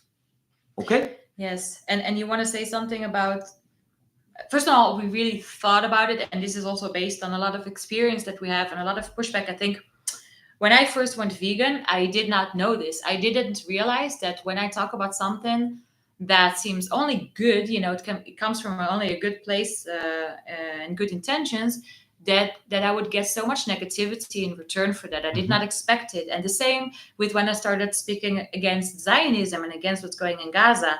I mean, I knew this from Alon, but I wasn't I told you that it is going to be like this, and then it was like way more than you imagined. And right? I think everyone that kind of goes against their norms and speaks against oppression in an environment that is not sympathetic to that has this kind of awakening, kind of this wake up experience of, wow, I did not think that I would get so much negativity. So in the animal liberation fight, we are now used to it because we have years of experience in it. So now we know we're not so naive anymore, and we know that whenever you bring it up, even if you bring it up in the most kind of unthreatening kinds of ways, that's very common to experience very negative reactions.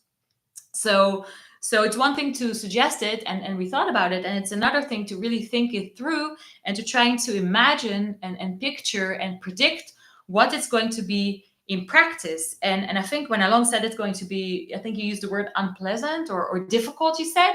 I think that is a really big understatement. Yes. I think it's going to be a very, very, very, very negative experience.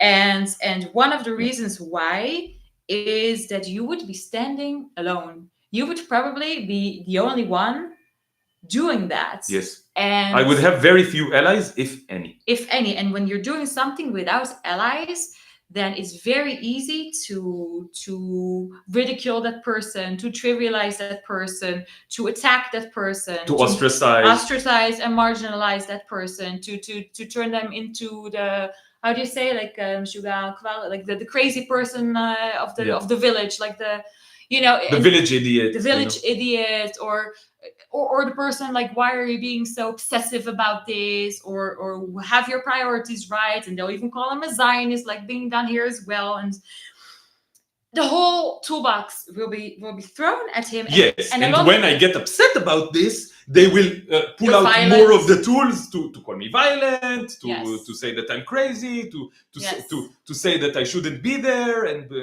so forth and so on. Yes, okay? Yes. So this is, and in addition, so this is one part of the power dynamic of one person against like a whole group of people. Yes. And the other part of the power dynamic is that Alon would be a guest, and there is the organizers, and there are the speakers that are well respected, and in our hierarchical and world, who am I? I'm just a guy with a YouTube channel with like 5,000 subscribers. Who gives a shit about me? This is one of the reasons that we're anarchists, because we don't believe in this kind of fake hierarchy of admiration and adulation of people of a certain status, and then them being more respected, and because they derive power from that. And there is no reason why someone should have more power over someone else.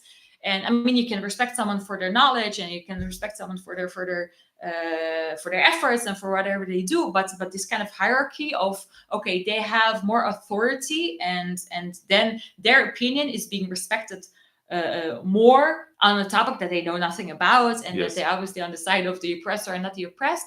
Yes, slightly biased. Slightly biased because they're the oppressor, so they have certainly a stake in trying to defend their oppression and to being against the person speaking up against it. So this all goes for kind of like the perfect storm of a horrible situation and a horrible experience. And I want to say two things. So one thing, River Rune commented. I don't know if he's here. Is he here? Yeah. Oh, okay. I still disagree that our anti-speciesist morals require us to boycott any political functions serving animal products. The question of normalization depends on our actions when present more than our absence. I agree. You say I still disagree. Okay, there's nothing to disagree with. Okay, we agree with this statement. Okay, we agree with this statement. The thing is that there are only two options. One option is to go to that political function and challenge it heavily from inside, or to not go. Okay, if I go and not challenge it heavily, then I am engaging in normalization. Okay, I hope we can agree on this. Okay, and what I'm saying is that me going, okay, let's just do, what does this mean? It means that I now have to get a flight ticket. I don't know how much it will cost. And also there was objection being... They were talking about flights. Objection being expressed topic here for a different day, against flights. Topic for a different day. It's a discussion, okay? It's a different topic, and also it's a different topic than veganism. I would have to get a flight ticket. I would have to make all the plans. I would have to get a ticket for the Congress. Part of the money that I pay for the ticket for the Congress goes to the meat, dairy, and eggs product that will be served in the Congress. And then I will have to go to find like sleeping arrangements, all kinds of work. It's like hours upon hours of investment and emotional investment, and go on the flight and go to Vienna and go to the Congress. 1 second. Yes, and go to the Congress.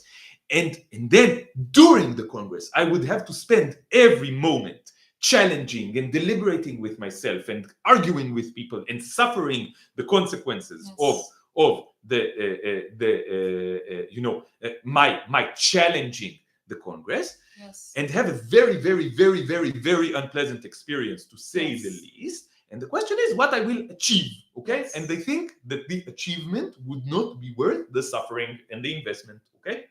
This is, I don't have to suffer. I don't have to sacrifice myself for every goal that I believe in all the time, okay? And this is something that does not seem worthwhile to me, not even close to it. I can just stay at home and challenge this in the way that I'm choosing to challenge this. We are doing this live stream as a challenge to the normalization being conducted in this Congress. We don't have to be in the Congress to challenge it, okay? So Wiki with Me says, I want to make 2 points there. Wiki with Me says, I think Alon should go to the anti-Zionist conference. He is an important voice.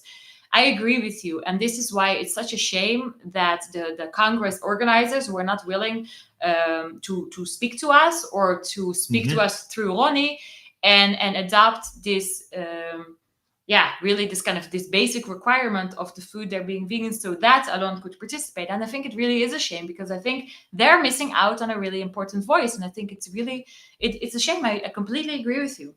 So, and the second point that I want to make is, it relates to what Alon was now saying, like the pros and cons of going, and that it's just not going to be worth it and not going to achieve anything in this realm. And I really agree, because we thought about this together.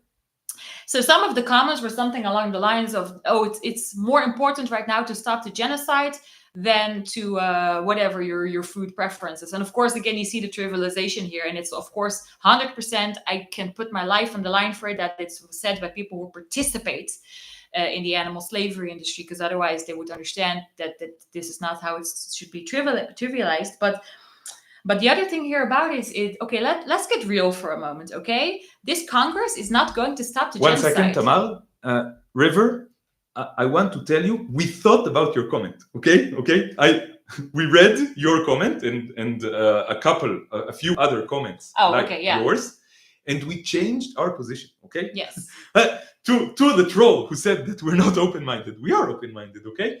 Because River and other people like her wrote a few comments challenging our position. We thought about our position and we changed our position slightly, okay?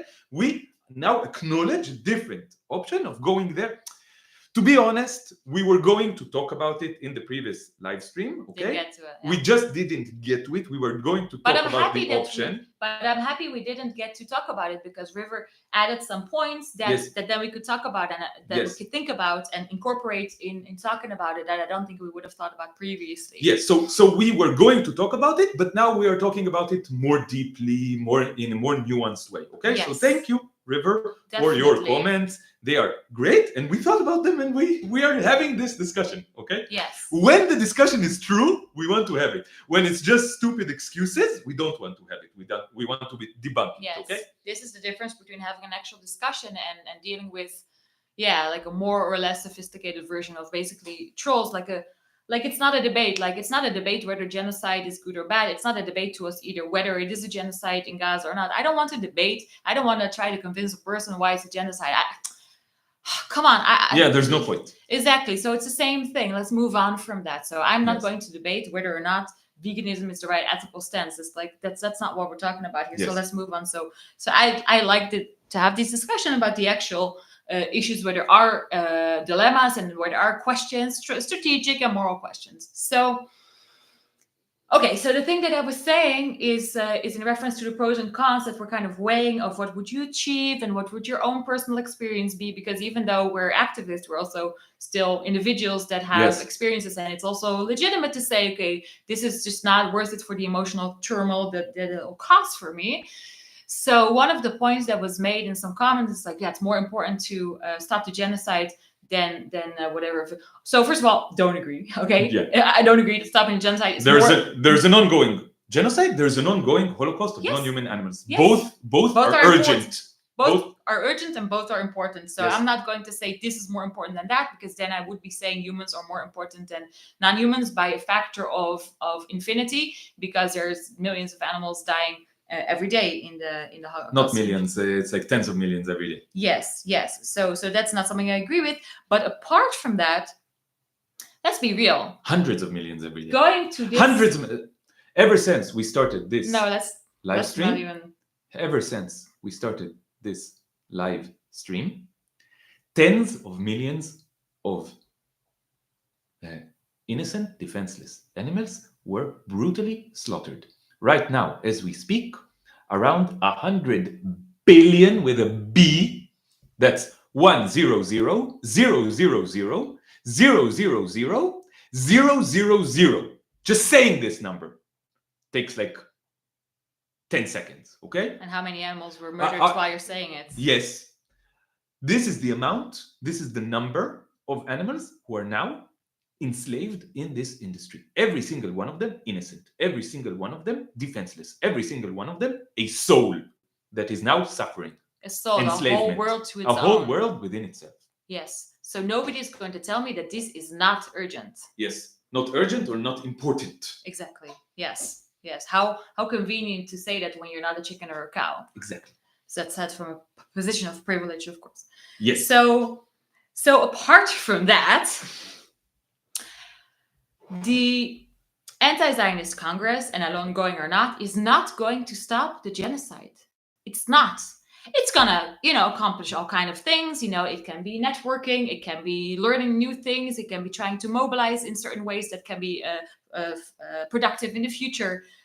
But it's not going to stop the genocide right now. And also, I think an important reason, if we're being honest, an important reason for people to go is to also feel good. It's to connect to people that are also Jewish and that are also anti-Zionist. You can't find too many of those in the wild.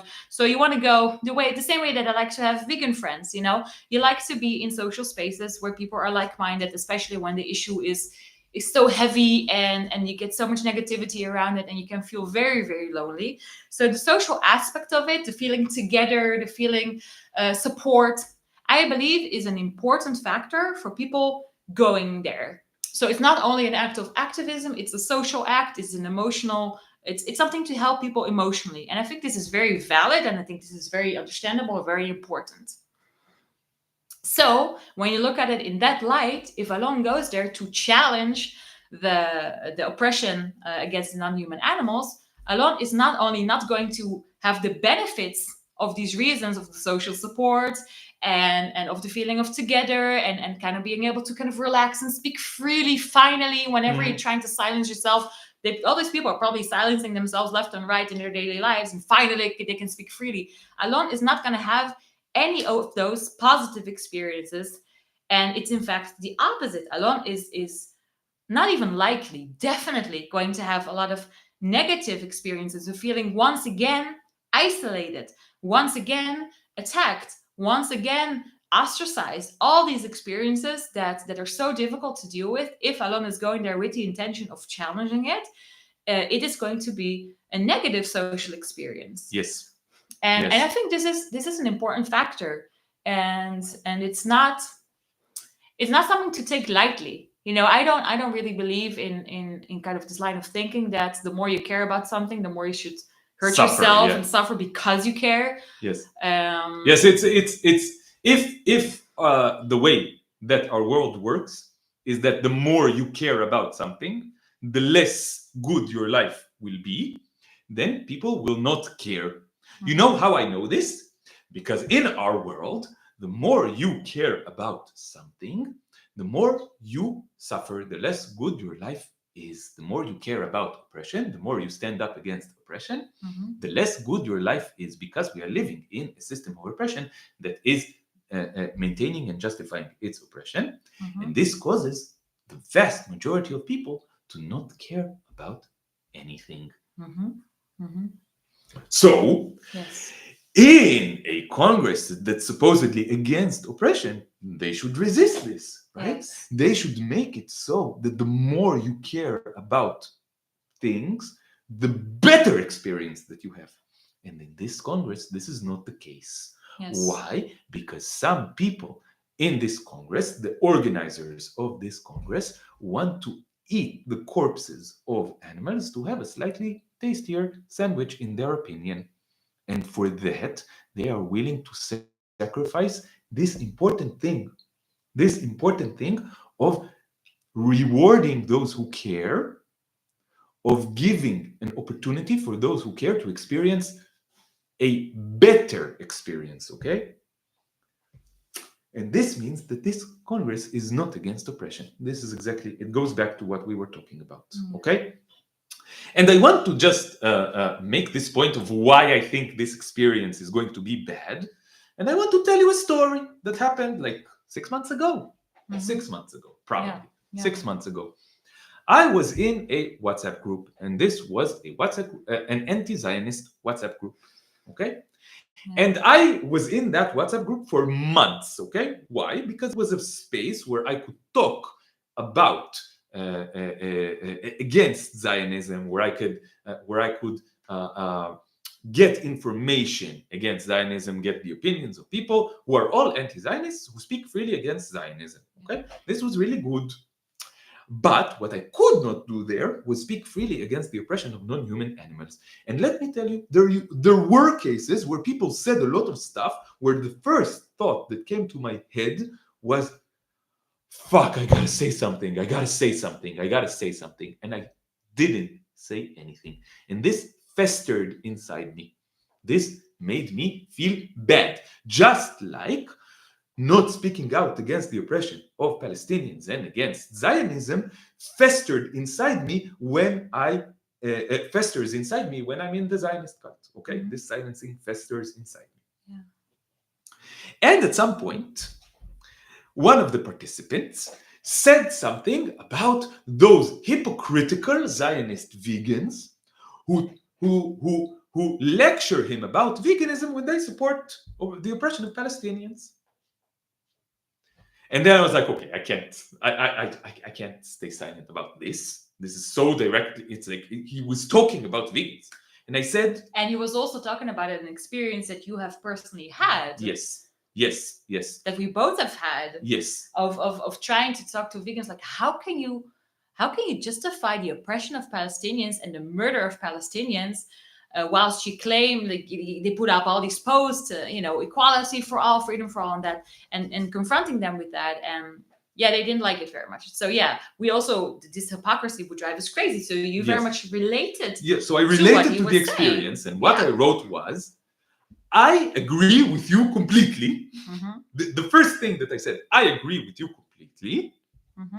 It's really annoying. They suck, and it's no less annoying, and it sucks no less when pro-Palestinian carnists do the same thing, only the reverse. Yes. And this sparked up a so-called discussion, not really a discussion. I love it. This sparked up something that was an experience of silencing, of social policing, of policing of speech, of every single tool in the toolbox of oppressive systems to punish anyone who goes against the oppression. Yes. And this was around 2 to 3 hours of me just needing to answer comments in that WhatsApp group, Wow, it's answer messages of people who were justifying the oppression of non-human animals to me. And They were tagging me and writing messages that justified the oppression of non-human animals. And I simply answered in a respectful way. And it was like a mob attack. Like everybody was against you. I think maybe except for there wasn't even. There were like 2 people who were for me, who were on my side, and but they weren't as engaged as I was. They were for you, kind of like in a liberal kind of like let's all have sit together kind of like. And they, at one point they even like were kind of like being apologists for kind of. It doesn't really matter. It doesn't matter. Anyway, it was a mob. It was a mob against me. And I can testify that Alon answered in a very kind of logical, kind of matter-of-fact way. He responded like they were throwing all these things at him, and each time he would deconstruct whatever they said. He would deconstruct it. No personal attacks, no aggression, no whatever. He was just answering. I did say to someone who said proudly, "I kill chickens every day." I said, "You are a murderer." This is the most personal attack, but this is just statement of facts, right? He was proudly saying, "I murder chickens." So I said, "You're a murderer." And this is the way that these people in this group, they have political awareness, so they understand this language, and they mince no words when it comes to Zionists, believe you me. So Alon was, I would say, more mild in your wording than they would be any day. Yes. Usually they speak about Zionists. These people speak like very kind of 100 times worse than anything that I said about them. Okay? Yes. On a daily basis, they do this. So they have no issue with fierceness of wording when it comes to Zionism. Yes. Yeah. Yes. And the result was that around 2 to 3 hours after this discussion started, I was kicked out of the group. Yes. And my name smeared in the group. God, yes. They said that I am aggressive, violent, that I don't listen, that I'm horrible, that I'm a Zionist. They also called me a Zionist. Many of them called me a Zionist. Blah blah blah blah blah blah blah blah blah blah blah. All the bridges were burned. I now hate the manager of this group. I hate her. Okay. Also, she's a narcissist. This exposed a lot of things. Okay, this is one of the reasons that I challenge is because it exposes a lot of things. It exposed the social dynamic in that WhatsApp group, and it exposed that the manager, that the how's wow, it called? Thank you, Wiki with me. Happy to hear that. Yeah. Sorry for interrupting. Go continue. Yeah. Okay, so it exposed that she is a narcissist and that she's coming from a place of really loving the admiration that she gets for running this WhatsApp group. Okay, and this was a horrible experience. Okay, and I imagine that it will be no different. Some people were saying,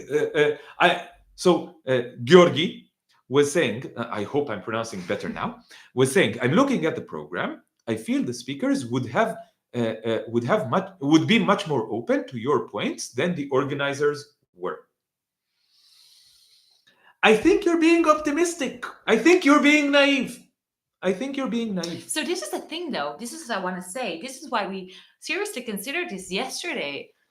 It's interesting. It will be an interesting experiment. It's kind of like an interesting thing to try and to. Part of me still wants to do it. Yes, okay? Because I am. But it's the part of me that's like the troll. Okay. Yes, because it's probably true for some of them. Just like a lot of the viewers here are much more open. Another live example of belittling. Honestly, guys, that's how you sound like. Honestly, guys. Maybe you should be talking about the massacre in Gaza instead of petty disputes. Great example of trivialization. Maybe you should be talking about the non-human animal Holocaust instead of participating in it. Maybe you should be talking against it instead of actively participating in it. Yes. Wait, so what was I saying? Yeah, so it's interesting because I think a lot of the, other than that person, but that a lot of our viewers here and the people in general that are subscribed or watch Alon's channel are much more open and willing to change. Continue. Just amazing examples. Maybe humans are worth more than animals. Just maybe. A few points. 1. all humans are technically, biologically, truthfully animals. All humans are animals. Humans are animals. They are Benny, mammals. let me ask Benny. Benny, are you worth less than a human, you think? Is it okay to kill you because humans are more important? Is this what you think? Is it okay to kill you now? And maybe I'll eat your body, or maybe Benny, you want us to kill you because we're more important than you? You want us to kill you? You want us to kill you, Benny? From your perspective, are you less important than a human? Are you less important than me, Benny? Are you less important than Would me? you prefer for you to die than for some random human to die? Okay. Anyway, so one point. All humans are mammals. All humans are apes. All humans are animals. Oh, Benny is joining. Okay. Yeah. Some animals are of the species Homo sapiens, and some animals are of the species Catus catus. Okay. Some of them just a biological fact. Okay. So, but the second and most important point, Dinjijjijjnkoi proved to us that the reason that he was saying this stupid bullshit was because he is a human supremacist. And this is the point. This is what? The name. Okay, so this is the entire point, that all of these arguments are never honest. Like all of Zionist arguments come from a place of Jewish supremacy, all arguments of carnists come from a place of human supremacy. I think Hiking It all Hippo boils has down this. to this. I think Hiking Hippo has got this. I think. You've I got this. I Okay. think we don't need to. No, but it was a good it was live an example. opportunity Yeah. to show this. Yes, it's true. Okay.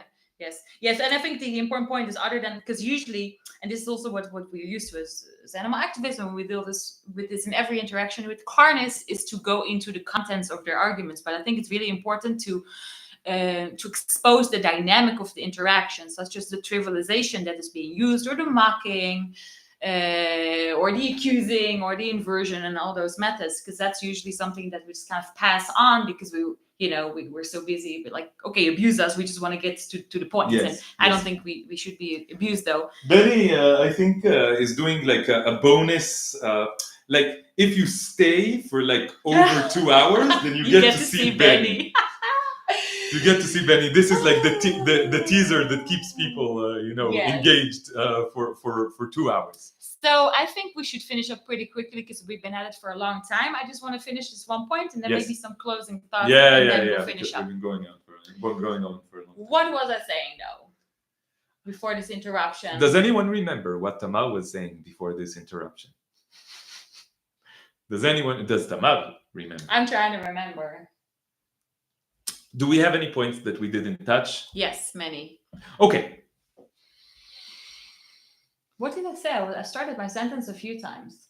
That we shouldn't suffer because no, we were long past that. Does anyone remember what point Tamar was trying to make? No. Okay. I think we're both tired. It's 10 p.m. in Palestine. I feel like it was a really important point. All of them are important. Yes. All of them are important. Yes.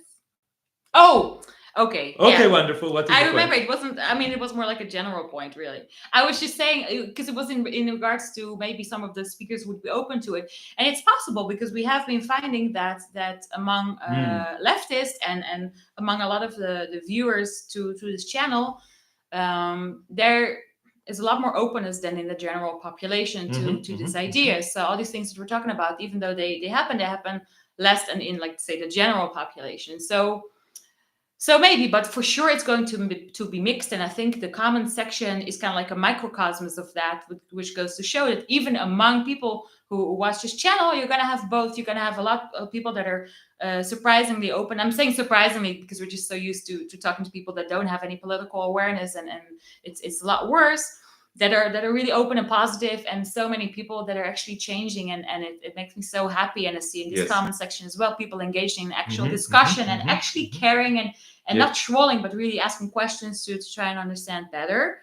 However, there's also this truly moves me. Okay? It really this truly moves me because it's so out of the ordinary. Yes, it's so out of the ordinary has to be that said, people actually care that people Yes. actually engage in true discussion, that people actually listen, that people actually change Yes. their ways. Yes. This is so rare. And really, shout out to all of our subscribers and viewers and my followers on Instagram who keep sending me messages and leaving comments and saying, you truly made me think. Yeah. You changed the way that I'm acting. I'm trying to be vegan. I'm thinking about things in a new way. Please continue asking for advice. Yes. This is something that at least dozens of my followers and subscribers on the various. I don't like these words because they're anti-anarchistic, okay? Because they're hierarchical. But what can I do? Mm-hmm. That are viewers, that people who engage with the content sent us. Okay, this is truly moving. This is. I will tell you a secret. In, let's say, November of 2023, I started speaking out very, very publicly against the oppression of Palestinians in Palestine. And Tamar was still slightly Zionist at the time. Okay. And but she was already highly vegan. She's more vegan now than she was back then. We're both more radical in every single respect. Okay. But Tamar was like truly vegan and still a little bit Zionist. Okay. And I was speaking up for Palestine because it seemed urgent and important to me, for me to speak up against what was going on at the time. Mm-hmm. And Tamar told me, this is ridiculous. You should be talking about the non-human animal Holocaust. Okay. And what I told Tamar a lot of things, like all of this is important, like the kind of things that we've been saying in this live stream. Mm-hmm. But one thing that I told Tamar was, don't worry.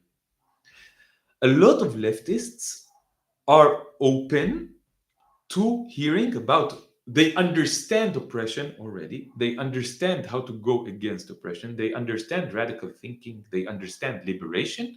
They understand justice and equality.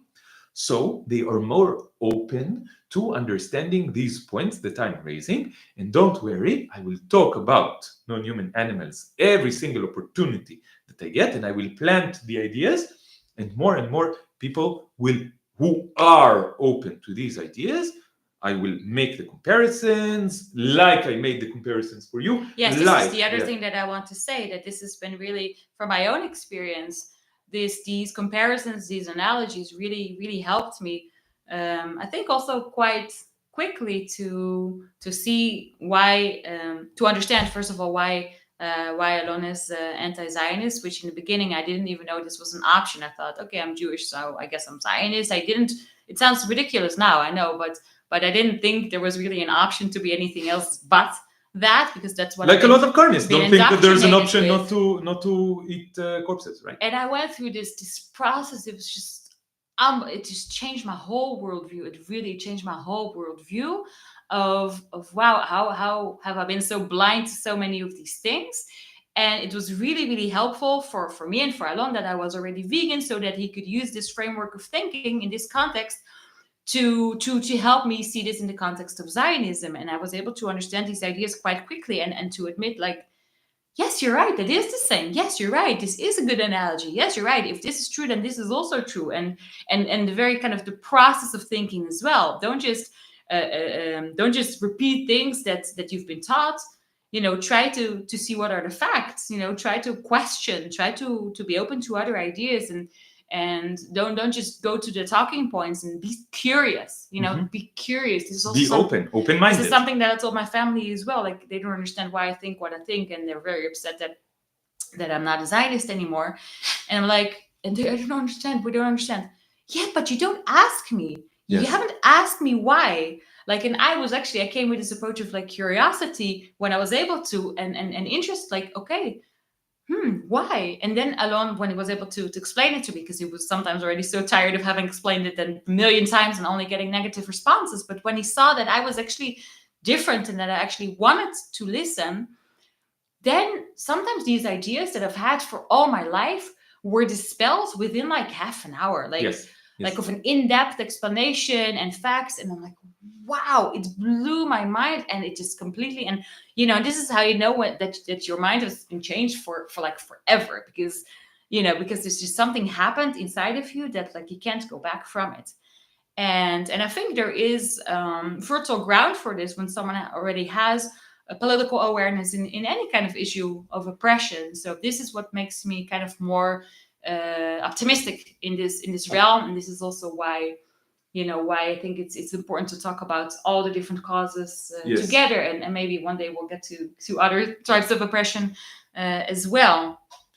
But this said, there still were many more negative comments whenever we do speak about the animal liberation than when it's just about Zionism. Mm-hmm. So it's a sure thing that the Congress, Alon, is going to have to encounter that. So then it really becomes a question of, is it worth it? Like if Alon was a robot, yeah, sure, why not? If you don't have any feelings, because this is also something that's being forgotten, that we all, like you all, like activists, we have feelings. Like people think they can just throw shit at us and like we're made of stone or something, but it hurts us, and we have feelings, and that's also the part of the equation. And Alon is not a robot, and to just have such a miserable experience there, it's going to demoralize you, it's going to discourage you, it's going to make you burn out, and you're going to feel isolated, and it's going to be, of course, a kind of like a repeat of many past traumas of being ostracized and of being bullied. And yes, it just doesn't seem worth it. And also on a personal note. So okay, so we've been going for 2 hours and 22 minutes. Yes. Benny is passed out. Yes. So I'm sure that y'all kind of, whoever stuck with us for this long is kind of tired. We are quite tired. So do you want to, I think we should continue. We have still many points that we haven't touched upon, but not so much in the context necessarily of the Congress anymore, even though I'm sure we'll come back to it in kind of different ways. But yeah, just continue talking about these whole wide array of topics.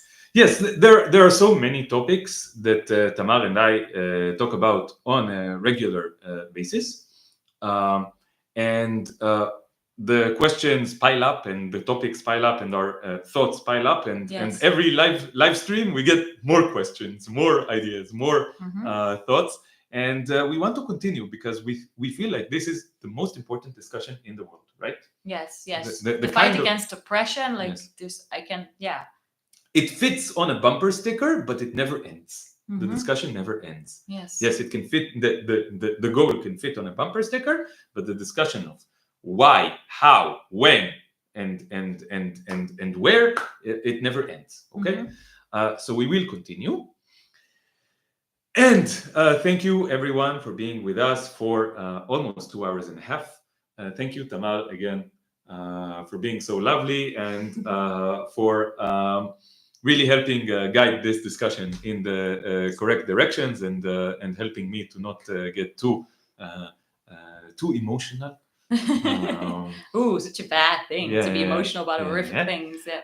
Thank you, Benny. Thank you to Benny for being our the feline participant in this session. For like Alon said, the last bit. Yes, and I promise you, every single point that was raised in the chat today, we were planning on answering at some point in the future. Okay, every single point that was raised, and were you able to follow? Yeah. Yes, I was following a lot of points, not everything, but I saw a lot of points being raised. I like dolphins. Okay, I like dolphins. Them. I like them. They're amazing. I feel like I need some context for that comment. It's like a repeating joke that I kept seeing here. That there's a problem, some sort of problem with dolphins. I really like dolphins. I think there's no reason to be against them. I don't know why you're against them. So we will continue the discussion. We will go deeply. We will become more nuanced. We are open-minded. We are having a true discussion about liberation for all living beings. Yes. Okay? So freedom to everyone, freedom to Palestine, and to all living beings. And this is the same thing. Okay? This is saying the same thing twice. Bye-bye, everyone. Bye, everyone.